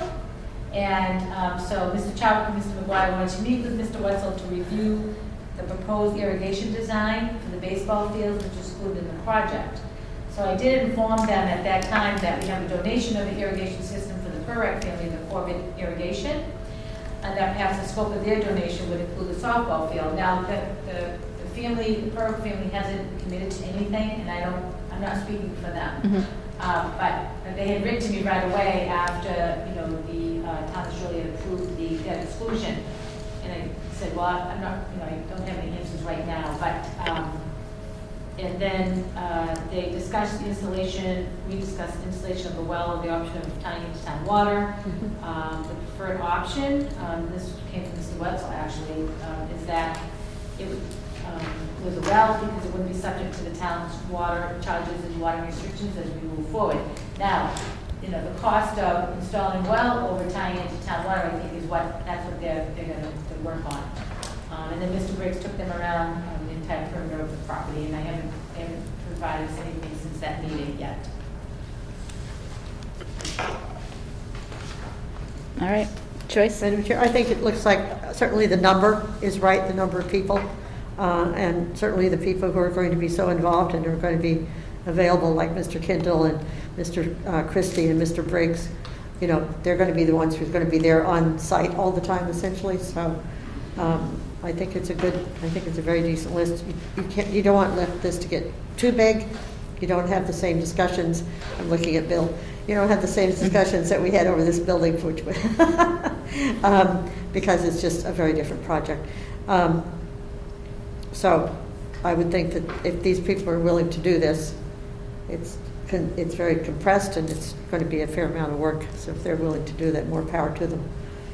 And I think, so the meetings would be public meetings, so anyone can come to the meetings and maybe not. I know it's going to be posted. I think they're working meetings. Yeah. I mean, no one, speaking from, Bill can back me up. We had, how many?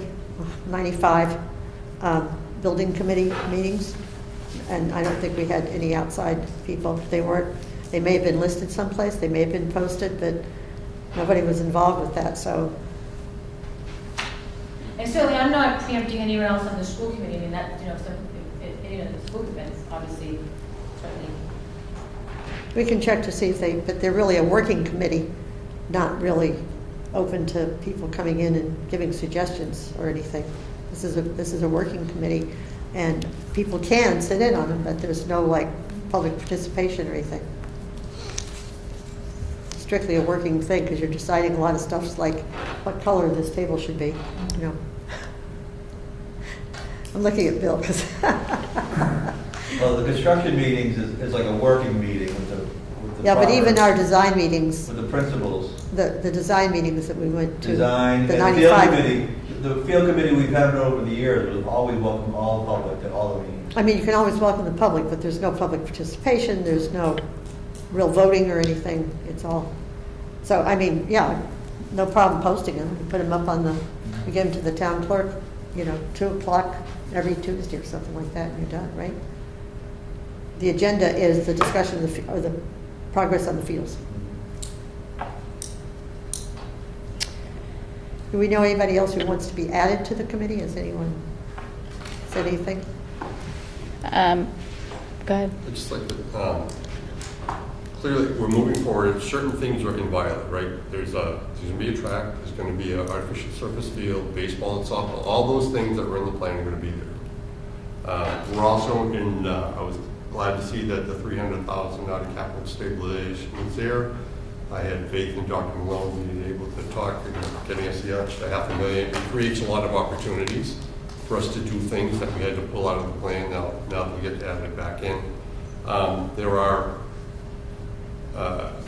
other things, certain things weren't a part of the plan and can't be a part of the plan now, but if you do the plan wrong, they can never be opportunities for future growth, all right? So you have to be very careful when you're putting physical structures down that you don't block out future expansion. I know everyone's done a lot of work over the fields over the last 5 years, and I can guarantee you I've probably done more than anybody in here. I'm taking through stuff, all right? One of the things of the plan that I thought was missing is like our most successful program athletically in the school, from a participation level and even from a performance level, is the track team and the cross country team. All right, well, year after year, I mean, I don't know the last time we did not win the league.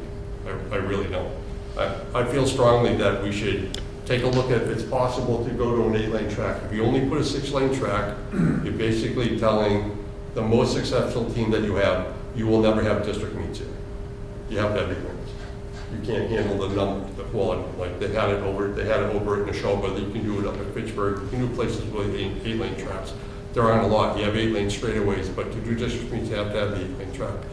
It's a consideration that this committee should entertain, and with the extra money come in and say like, hey, what does that really mean? The last time we looked at it, it was adding like about $1.50 is what it was looking at. So I think that should be entertained anyway. The other thing is the cross-country team. I don't know if anyone here has run the cross-country course for the school before. It's for me, you have to go around like 2.5 times, sort of, which is okay. It's not really a problem. For me, the major problem is that it's the surface changes. We have them running, in most cross-country, you want to run cross-country, dirt, stumps, rocks, that sort of stuff.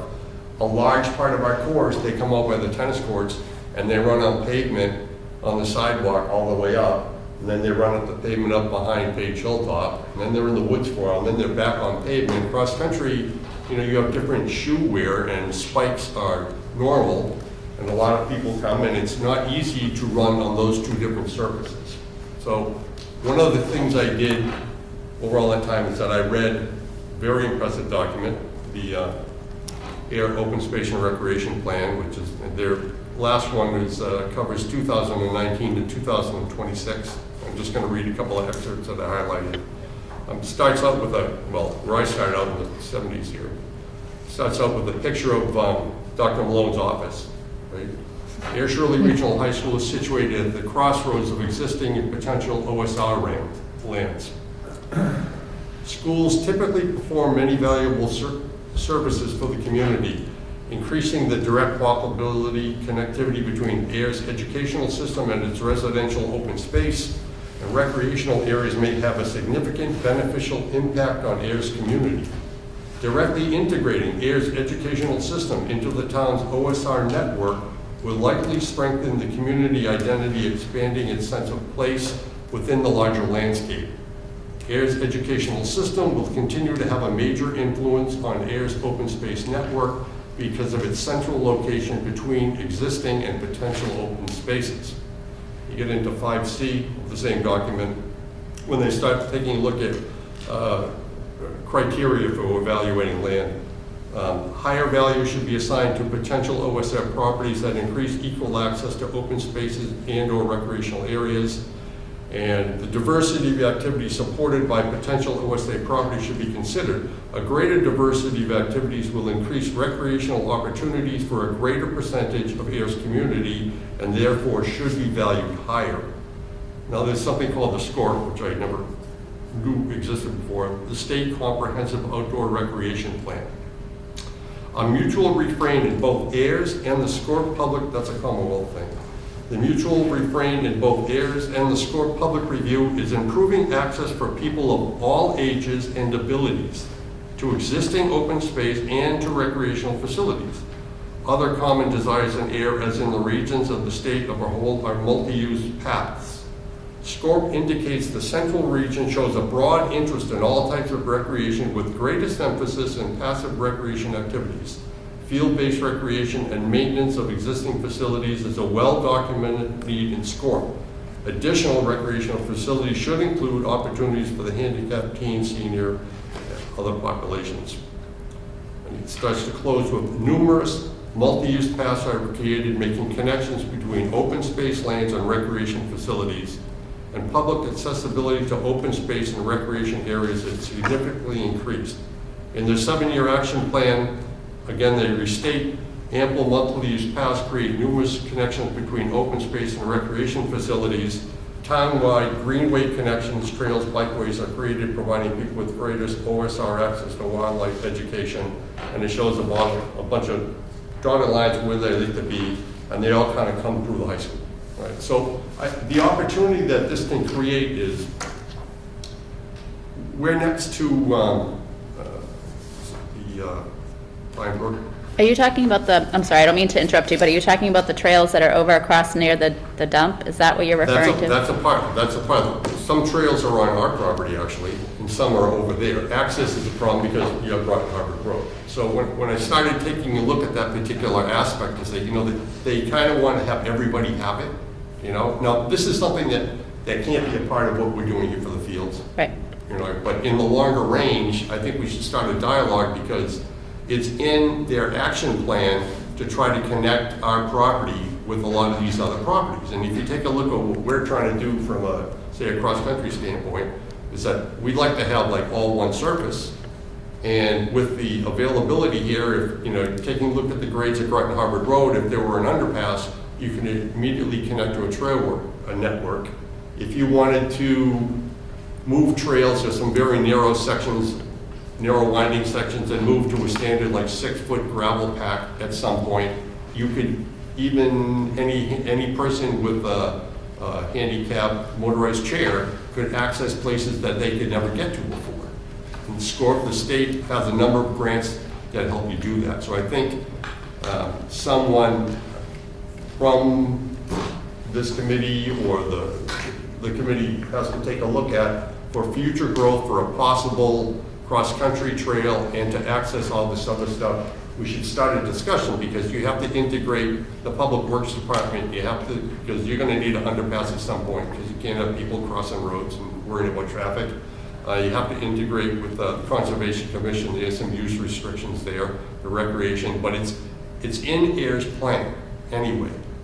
The other thing is that, AIR had approved the initial fields plan for 7.1. We're approved now for 5.2, but that leaves after you do the split, the town of AIR has approved an extra 1.1. They now have an extra 1.1 million. It can't be used for this. That was for the fields plan. I understand that. All I'm saying is that the town itself, from an asset standpoint, said they were willing to invest that amount of money for recreational development, that sort of stuff. So that could be, for the right project, it seems like the town of AIR is primed to support some sort of development along those lines. So this is, I don't mean to cut you off, I'm sorry.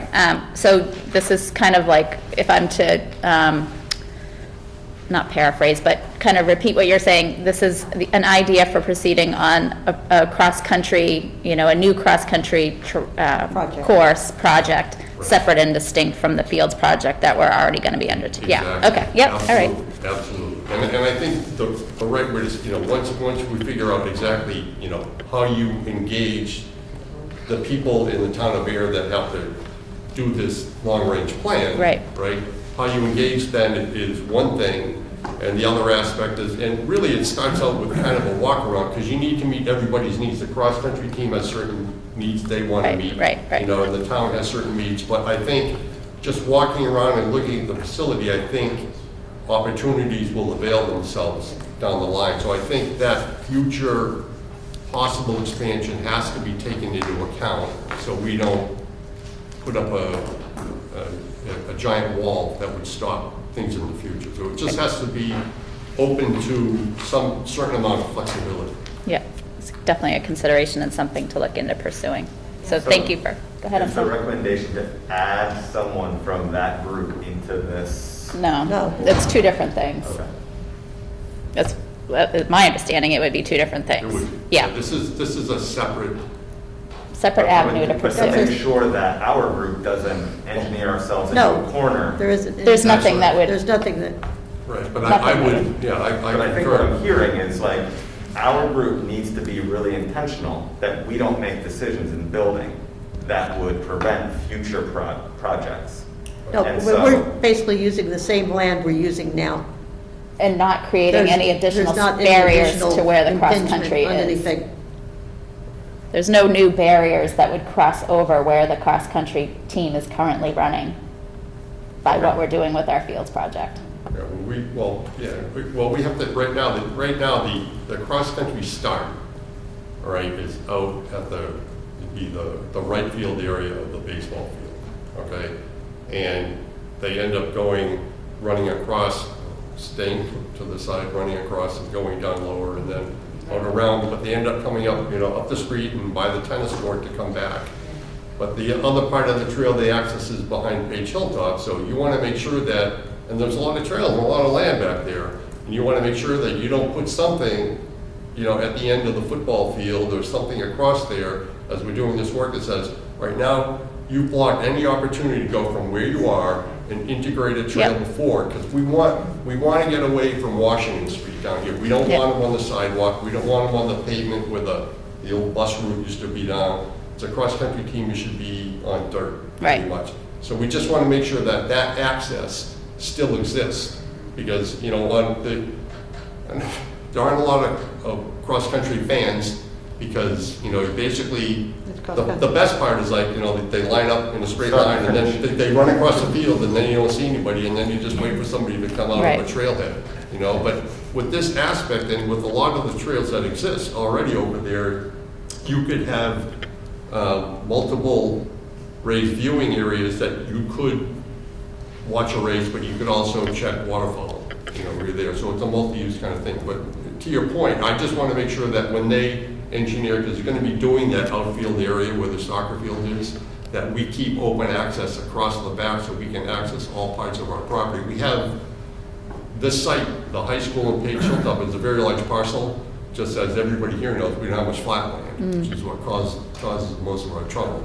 But the other stuff here works to your advantage across the country, and I just want to defend access. I'm sorry, I didn't mean to interrupt you, I'm sorry.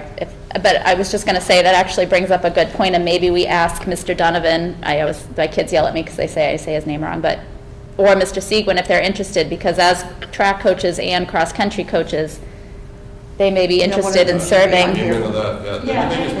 think we talked, I don't know, certainly we could ask, and I know that Mr. Kendall would certainly represent and go back to the coaches. Yeah. But I think what, taking notes is that as the project moves forward, I think Mr. Quinty is what he's saying, that do not create barriers Right. to expand and improve a cross-country course for students, because we want to get them off of cement and having that double train. Yep. Because the cross-country is supposed to be something for the woods primarily. So what you're saying is, Yeah. particularly in the baseball part where they built the soccer field, they have to put their retaining wall to be very mindful of being able to, at some point, improve that cross-country trail and use the land and create a trail that's mostly in the woods and not in the two surfaces and going up Washington Street. Right.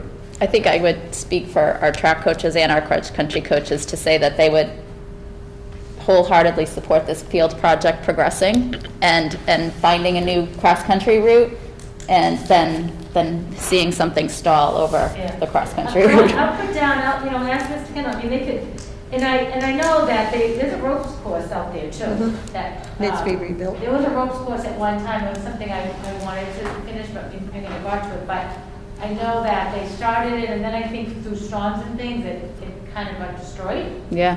So Yeah, that's there was- bad it was news. the It was an ice storm, I think, The ice yeah. storm The ice destroyed storm, it. that was, yeah. As a part of the, on our, would be on our property, as a part of it, looking at the fundraising and sponsoring, I thought that this also becomes, this cross-country possible future course becomes kind of like, it's part of a walking trail network that connects all those sports and lanes. But you could, in the area that would be in our area here, on our property, could be a series of, I thought, 10 sites. So you could collect funds for a site, if you graduated in the year ending in 0, 1, 2, 3, and you could have 10 sites for calisthenic areas that would have fixed structures, so you could get some muscle workout in each one of those. And those could be independently funded and designed. They can just make accommodation for them in the trail network. Go ahead, Joyce, I'm sorry. So you do have Mr. Kendall here, and I really respect the fact that he respects all sports and all teams and all kids. And I'm sure he's taken that into consideration because he was in the design thing, and it would have come up earlier if we were destroying stuff. Because we're basically in the same footprint.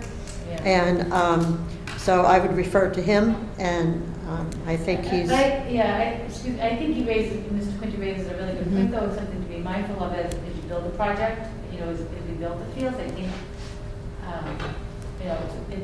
it's something that we should, when we speak with the civil engineers and the landscape architects, say that, we want to ensure, maintain the integrity of what we do have, and have the ability to improve and expand those cross-country fields in the land that we have. Right. So, that's. So can we vote on doing a revolving thing and move on? Yeah, I think we did, didn't we? Did we vote? We did. Yes, okay. Yeah, we did. And we voted, and we don't need a vote on the The committee? field project committee members? Yeah. I think No. so what else, just updating the school committee each time, hopefully next week, we'll be voting.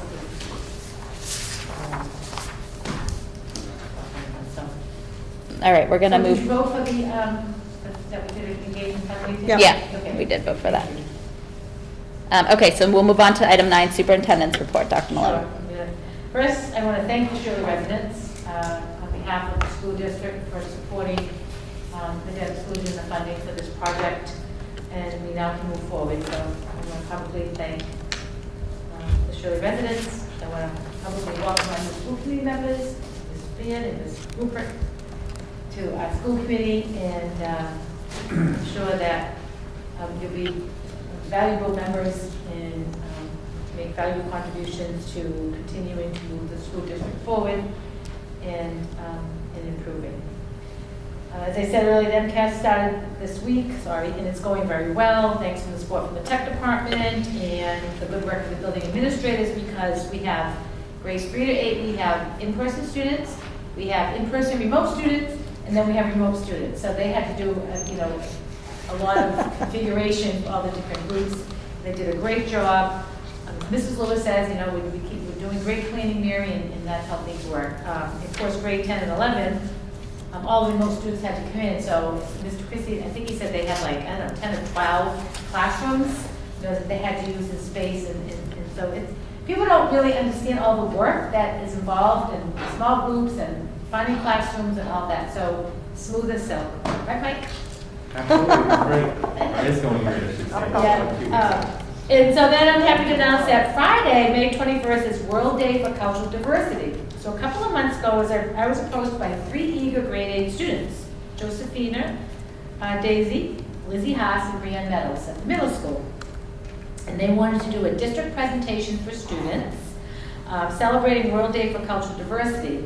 And this day the intent of this is to urge everyone to do their part to bridge the gap among cultures.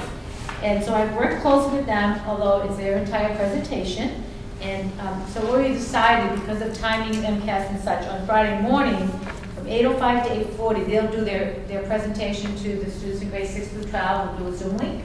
I just met with them tonight, and they're very excited, and they have all of their stuff. And then for the students in K to 5, they created activities, so I've shared it with the principals, and I sent an email to the teachers today. So hopefully they'll engage in some coloring activities for the elementary students, and so they're really excited about it. I want to congratulate Courtney Knoll at Laura White. She's been named assistant principal. As you may recall, she was the interim AP this past year. And it's great pleasure that I announced her appointment to the permanent position of assistant principal. She served as the interim principal this past school year and has done an outstanding job. She and Principal Lewis are a dynamic team. Mrs. Knoll received her CAS from Fitchburg State University in 2020, where she also received her Master's of Education in Severe Disabilities in 2015. Her Bachelor of Science degree was matriculated in 2011, where she was a dual major in early childhood education and English with a minor in special education. She is licensed as a principal, assistant principal, K to 8, early childhood with or without disabilities, pre-K to 2, and severe disabilities. Prior to joining the district in 2017 as a grade 3 teacher, Mrs. Knoll worked for Keystone, formerly known as FLAC, and she's a consummate professional and a very hard worker. And her and Mrs. Lewis said, dynamo over there. Would you attest to that? Yes. So very pleased with that. I don't know if you saw on Twitter, Mrs. Knoll and Mrs. Lewis created a video motivating students about the MCAS and to do their best. And of course, Mrs. Lewis playing the guitar and Mrs. Knoll was singing. Those are the things you do in elementary school and get kids excited. So anyhow. And so yesterday, most of you received the communication I sent out. I do apologize that it was signed ASRSD because it came from Dr. Malone and our weekly update, the standard signature ASRSD. So, but I think everything went fine. It was really, on Monday, we were working on this tiered focus monitor report that was due to DESE, that we put 6 hours every day, 7 hours every day, without a break for days, because it's a report that's due every 6 years. It's called a desktop review. And there were, I don't know, what was it, like 17 criterion, each with certain questions, and you have to do an upload of documents. So it was pretty intense work, and Monday was due. And while I was working with the team, I guess Governor Baker came into this conference. And so now, of course, everything's changing. And then I went home, and the commissioner sent this weekly update out. He copied us, by the way. And then he writes, this is effective tomorrow. And so he's sitting there as a superintendent, and like, this is way too much information, too quick, too fast. And I really struggled with it. And then I knew the MIAA was going to come out on Tuesday, so I said, I'm going to wait and send one communication to families around athletics and such. So We got some questions, not too many, some parents, a couple parents wrote and said, I want my child to still wear their mask. We said, fine. It didn't come to me, it came to one of the principals, but does anybody have any questions on it? It's, you know, I mean, the commissioner said today, I didn't know he was making the conference call either, because, you know, it takes you by surprise and you're not prepared for such a drastic change so quickly and so fast, and then to say you have to implement this yesterday. Steve Kendall written to me like, are you doing anything, you said anything out there, calling me about athletics? I said, yes, I'm working on it as we speak.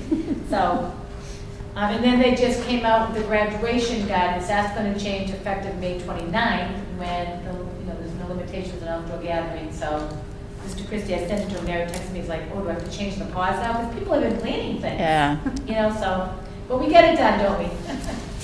One way or another, we take care of our community. Did you know? I don't know. Maxo Daniels. He was our tech support specialist. We lost him. He moved to New Jersey, and his children are still in school. He's keeping them through the end of the school year, which we're happy about, but they relocated to New Jersey. So Mr. Tebow just hired a former student, Andrew Perry, for the technology position, and he was a middle schooler, and he reached out to the technology department for assistance with a United Way Youth Venture grant he received for designing video games. Part of this grant included the setup and purchase of a special computer that Andrew put together. And then he reached out to Mr. Tebow this fall about the possibility of doing an internship. He wanted to give back to the district. He attended from K to 8. So Mr. Tebow hired him, interviewed him, and made the recommendation to hire him. He's mostly worked in the private sector in jobs requiring people skills and good communication. Uses his strong IT background to do the technical work beyond the scope of his job responsibilities. He worked at Home Depot and Catalano Management. Mr. Tebow feels he's a great fit for our district, and as a bonus, it's great to have former students come back to give to the district that educated them. And lastly, we received another letter in special education that basically, you're looking at these rates that they looked at the 5-year core graduation rates for students with disabilities, the annual dropout rate for students with disabilities, public school monitoring, special education compliance data, public problem resolution system special education complaint data, performance on special education state performance plan and no performance report, and data and findings of significant disproportionality. I reported to you earlier that we had no disproportionality in the SPED students. Anyhow, so they do an assessment, and our department is not requiring this district to engage in specific targeted and technical assistance. So that was a really good report that came out on Wednesday, May 19th. And that completes my report. Great. Thank you. Does anyone have any questions for Dr. Malone? All right, we'll move on to ongoing business. Item A, update on the Air Shirley Regional High School Fields Project. Dr. Malone, you already touched on that? Yep. Okay, so item B, update on the fiscal year 22 Senate Ways and Means budget release. Doctor, I'm updating you. I'm elevating you. Mr. Plunkett. Thank you, Madam Chair. In your packet, item 10B is a memo outlining the budget FY22 budget process to date. The Senate Ways and Means version came out on May 11th, so I have updated it to compare it to our budget.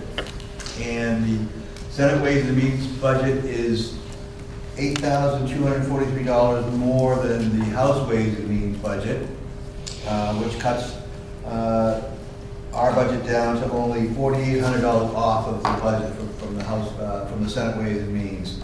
So if you look at across the columns, it's the 3 versions of the budget that have been proposed by the state, plus the 4th column is our budget as certified, and then we compare it to the most recent version, which is the Senate Ways and Means. The 4 top lines are receipts, and for those lines, those rows, we want to be in a more conservative position by having less than the state. You can see we're 120,000 over, 123,000 over, which is mostly due to choice. Choice is a revolving fund. We have moved a couple more salaries into the choice revolving fund, and that was, our auditors had recommended that we spend down a little bit of the balance, because that is a revolving fund with a balance, so we are spending a little bit down in the choice fund. The bottom rows, 3 rows, are the charges, which is just the opposite. You want to have a little bit more budgeted for charges than the state, which we do. We have about 118,474 more than the state. So that offsets the amount of receipts that we were over to make the $4,800 difference. So we've gotten even closer with this most recent version of the budget.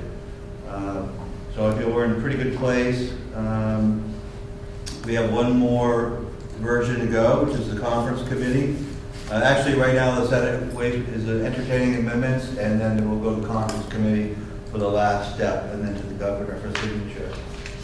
There was a press release from MASS regarding the Senate Ways and Means. They talked about the drop in foundation enrollment this year being significant, 3.3%. Normally, it's far below 1%. 277 districts out of the state's 318 operating districts lost enrollment. It's 87%.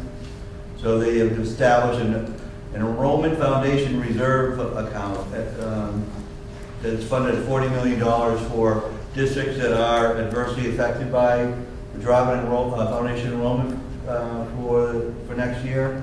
And they're going to look at a bunch of factors before you're eligible for it to make sure it's not part of a long-term trend, and it is specifically because of the pandemic. And then you'd be eligible to apply for those funds. Looking at our enrollment changes, I don't think we would be eligible, but that fund has been made available as part of the Senate version of the budget. Also, another highlight was the circuit breaker. The Senate Ways and Means version increased it by $5.2 million higher than the House. So we all the districts in the Commonwealth split that. So we should get a slightly larger circuit breaker reimbursement than last year.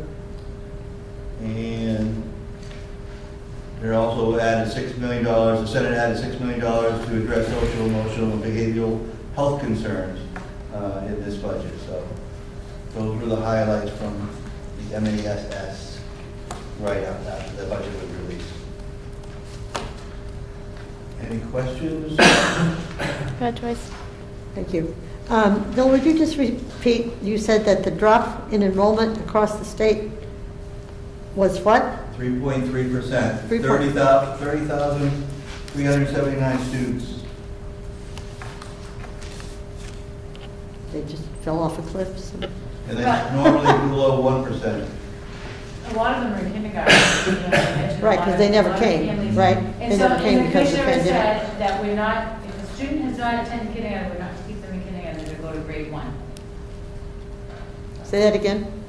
That the commissioner has said that we're not to retain students this year, we weren't anyhow, but, and that the students that did not attend kindergarten, because kindergarten is not mandatory. Right, Districts right. are mandated to have a half-day, offer a half-day session. But the commissioner has stated that those students. So most of that was not kindergarten. And still to go to grade 1. So most of that was kindergarten. A lot of them are Decrease, kindergarten yeah. students, yeah. Okay. Oh, so he's said that Sound those like a students fifty. would go right to first grade? Yeah. Oh, interesting. Okay. Let me ask a question on that, because there are people that specifically did not send their children thinking they could send them to kindergarten the next year. Mhm. So is there a way that you're getting that information out? Well, I think that if a parent chooses, so any retention is always, the parent is the one that has the last, that has, Okay. that makes that decision. So if we make a recommendation to a parent or guardian that we're recommending retention, it's our recommendation that the parent has the right to say, I accept that, or I'm not going to accept that my child will go to the next grade. So if a family came to the district to register and said, I just sent my child to kindergarten this year and I want to register for kindergarten, we can't. What the commissioner is saying, if we have a family that goes to register that hasn't completed kindergarten, we can't say we cannot register for first grade, we're keeping the child in kindergarten. Okay. So, yeah, so definitely if a. Oh, it's a family choice. It's a family, Okay. yeah, the family. I misunderstood I that. did too. I thought the commissioner was like, sorry. Yeah, no, You no, lose. yeah, You yeah, go to no, no, first no. grade. Yeah, feelings, yeah, no, he's just saying, don't. after all the choices we've given everybody on everything this year, you know? Yeah. It's like, We did. Yeah, I would be surprised. We had a menu, that's for sure. All right, any other questions for Mr. Plunkett? thank you, Bill. Thank you very much. All right, item C, establish subcommittees for the 2021-22 school year. I think we touched on that at the beginning, that we're gonna do that at our August meeting. And so we'll move on to item 11, policy review report. Feedback on sexual harassment, Title IX policy from legal counsel, Dr. Malone. So I think I gotta sign this because it was Mrs. Bush. So I'm just gonna report what you have in your drive. So you have in your drive three things. You have a tract. So Jonathan had worked on the report. I know Mr. Quinty had worked on the policy. And so we submitted to the attorney, and he sent us back the tract changes. But what I want to read to you is what he wrote in his email to me when he wrote back the changes. The crux of it is this. There were quite a few changes to the most recent version, the most significant of which were deletions of various sections of the proposed policy. However, many of the provisions which were deleted are required to be included in the policy under current law. This includes, for example, the definition of harassment in the introduction, time frames for investigatory steps in Section 2, certain language regarding the written notice to parties, conduct of the investigation and written determination in Section 3, the appeal process in Section 4, and training requirements in Section 7. So what we did today is you have those track changes. I put back in your drive the MSAC policy, and I put in the drive the template of policy we received from the attorney's office, Murphy, Hester, Toomey, and Lehane. So, you know, as far as, I don't have a recommendation for you, but I think that as we talked in the beginning, that there are policies that, you know, districts themselves can create, but then there are policies that have to follow laws and regulations, and I think that you know, this is what Attorney Lesnian is saying to us. Mm-hmm. So I don't know, you know, what the will of the committee is as far as moving forward with the policy, and maybe you don't decide tonight, but again, I gave you back those other two policies, and you have his track changes, so maybe you want to review it, and then maybe next time, you know, maybe bring some decisions or recommendations, whatever is the will of the committee. I think, because I was on the group working on this, our intent was to make it more readable, but now obviously we all know that there's very specific language that needs to be included. I'm assuming the MASC harassment policy is updated with that language. I don't know whatever. I think probably both of them are. Yeah. I think I just read too, in the new administration, that they're looking at changing it. Because remember they changed Title IX? But I think the most important thing about something like Title IX regulation is that for us that follow the policy, so as Mr. Plunkett is the Title IX coordinator, we have to make sure that we're following the law if we get a complaint. Mhm. That's, you know, that would be my concern, obviously, as a superintendent, and concern for Mr. Plunkett, who has to be, who's the investigator, the Title IX investigator. So we want to be sure that, you know, if we get a complaint, that we're sure of the laws and regulations and steps that we have to follow. For those of you that worked on this policy, which one did you guys work off of? Did you work off of the one that's entitled Policy ACAB Sexual Harassment, or the one that's Sexual Harassment / Title IX Policy? Did you work off of one to create yours, or did you mesh up the two together? The attorney recommended one that came out first.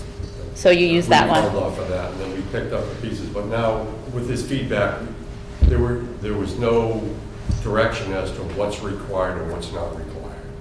So we worked out what we thought would meet the requirements of the law. But now that we have his feedback, whatever elements that he sees are not in there that are required to be in there, it's not going to be a problem to slide that stuff back in. Okay, so do you want to work on creating that and bring it back? Yeah. Okay. Is that all right with? everyone? Okay, all right, we'll do that. Okay, and then the recycling and waste reduction, Mr. Quinty. Did you have a chance to speak to see if what we had, I think you were going to get in touch with Lori Sable. She was fine with it. She's leaving her position. saw Somebody that. new. And I haven't, I reached out and haven't received anything back, but she thought everything that we had there was fine. So if it was fine with us, it was going to be fine with them. We hit the points that she was looking for. Okay. May I, if I don't mind? Sure. The committee had asked me to go to the admin, and I went back to the administration, since we meet every week. A couple of their concerns that's written here is like the success, failures, and initiatives, how are we gonna measure? Was one thing. And then they wanted to know about the training and education, would be the responsibility of the superintendent, of the assistant to ensure the training and education, because it's training and education to students as well, right? You know, about recycling. And they also wanted to know, so the recycling committee, the assistant principal each school will meet with the recycling committee. So that's, so that would be like a Laurie Staple, is that your intention there? Just a member, yeah. Of any one of those? Okay. There's, yeah, So it'll be from the towns? Okay. Air has a committee actually, and Shirley just had board health members, so it would just be one member. Okay, all right, so one member. Right. And then the physical plant director, are you referring to Mr. Briggs? I am, So can we And so- change him to facilities director? sure. Yeah, so biennially inspecting the recycling in batches, so you would want him to recycle that, the separation and that with, Basically, it's a dumpster dive, because what people don't understand is that the recycling is now upside down. Even if it's done well, it costs more to do than to just dump it. So when batches show up at waste transfer stations, many things can happen. One, if their recycling queue is full, then all the entirety of the recycling load gets dumped with the regular trash and gets processed with that.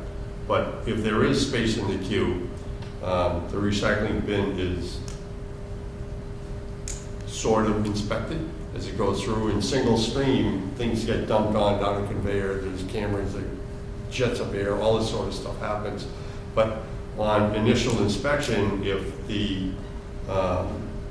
there's a lot of materials in there that are not recycled, like people throw, plastic film is the biggest offender. That's the biggest one, because that gets mixed up with the paper and then everything's all junk. So if you throw a bread wrapper in with that, you're destroying a bunch of stuff. That styrofoam packing, or like those little styrofoam things that you buy, chicken or meat or anything with a wrap, those things are not recyclable, but people always put in recycling because they look like they should be recyclable, but they're not.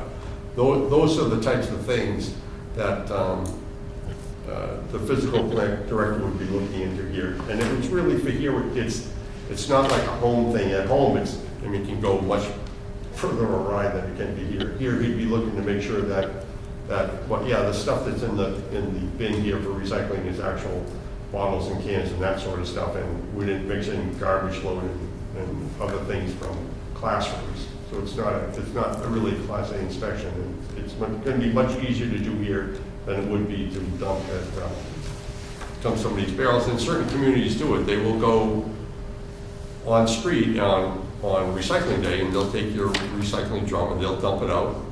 And then if they don't like what's in it, they'll put it back in there and put it back into your driveway and drive one down the line, or they'll give you a little education. All that, it gets into different places, but the math is causing the problem now. And if there's a lot of contamination, then you're not really doing recycling anymore, because it's all just going to go get processed as trash. So his role would really be like the feedback loop. So That's he would all. inspect batches and batches, He's just say gonna look at it and go contaminating like- batches, whatever's happening within the cafeteria. Right. in class. Right, and it's twice a year. Twice a You just do year. it. Okay. Joyce, did you have something? Do our food services have, and I'm thinking the answer is yes, but the food services, do they have training in this?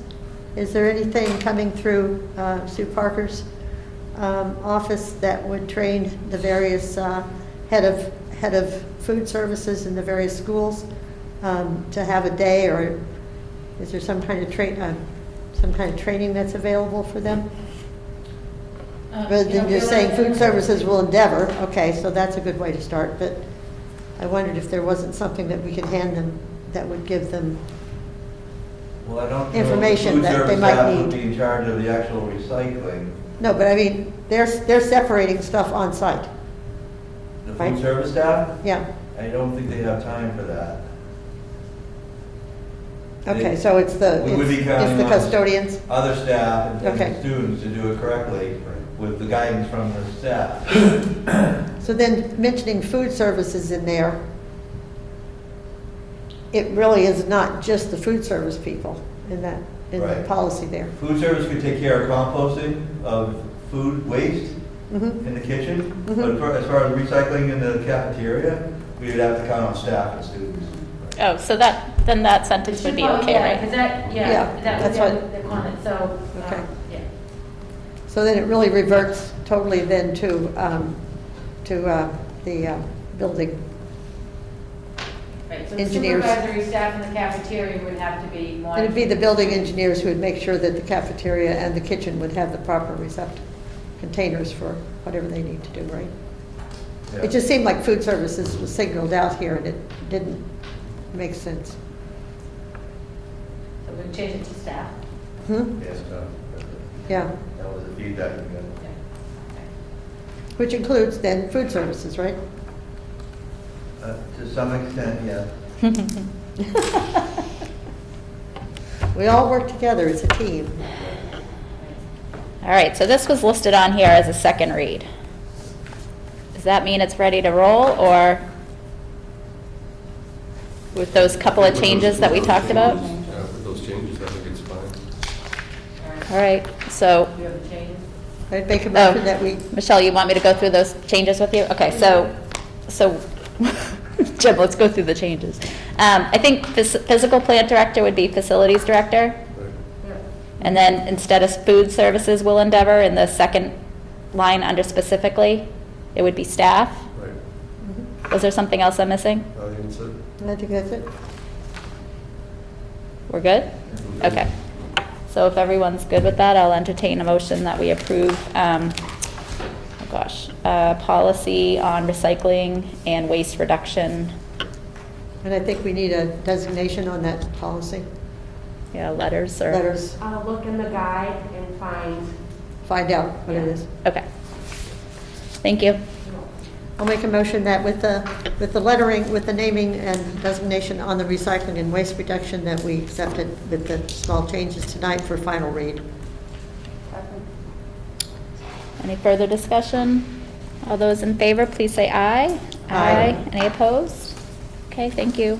Wow, I'm glad to see this one go. This one's been what, like 9 months or a year we've been working on this? Two policies. No, it's only Quite since- a long time. This has been a while, right? It only I think says March 2nd, Michelle, no?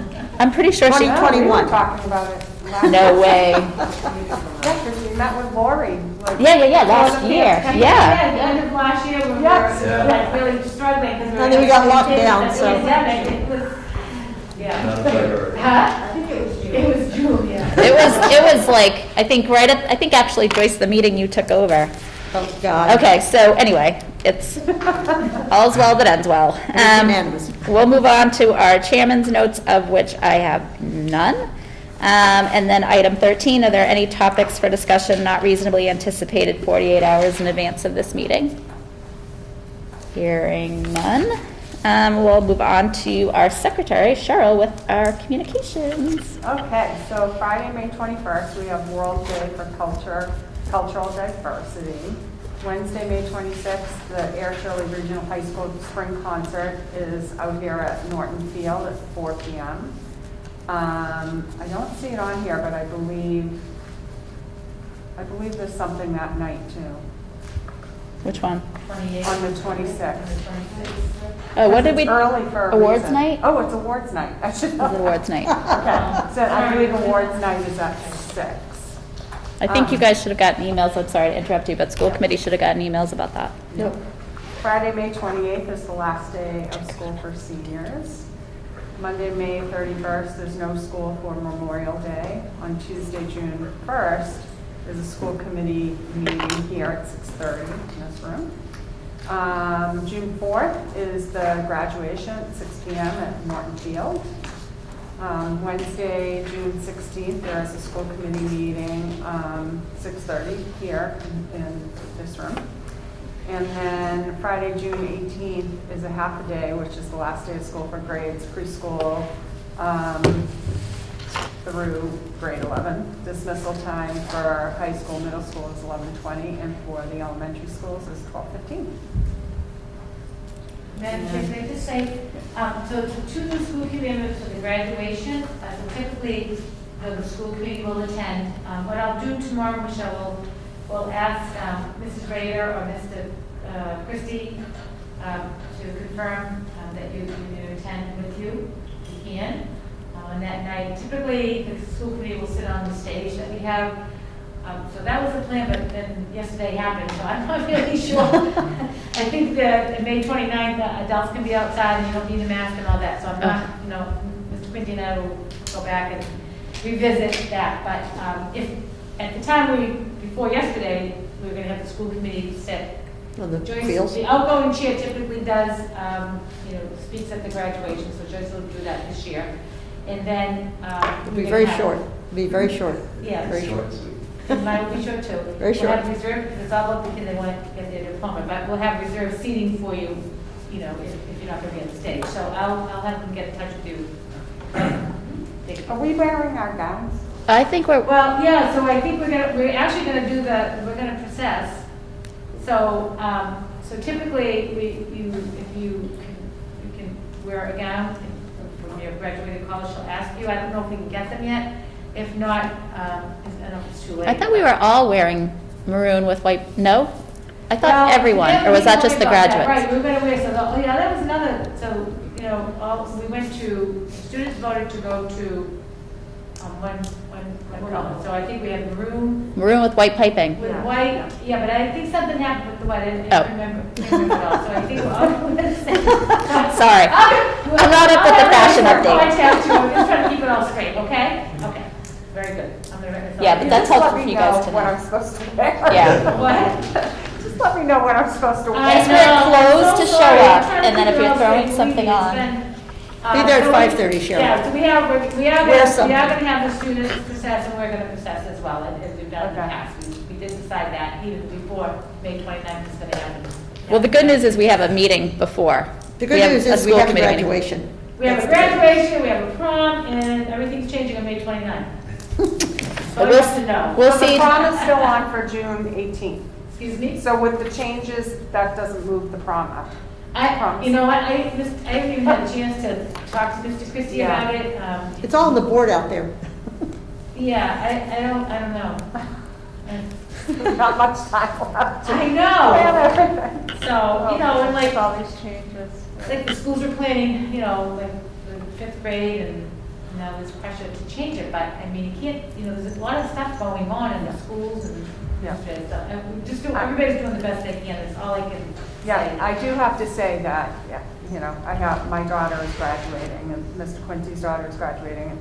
I'm very happy with this last minute, like, there are some things for the seniors. I was so worried that these kids were just gonna be sort of forgotten. I know. And they're doing some great stuff, the Kimballs and the surprise night, which I'm one of the few people who knows what it is.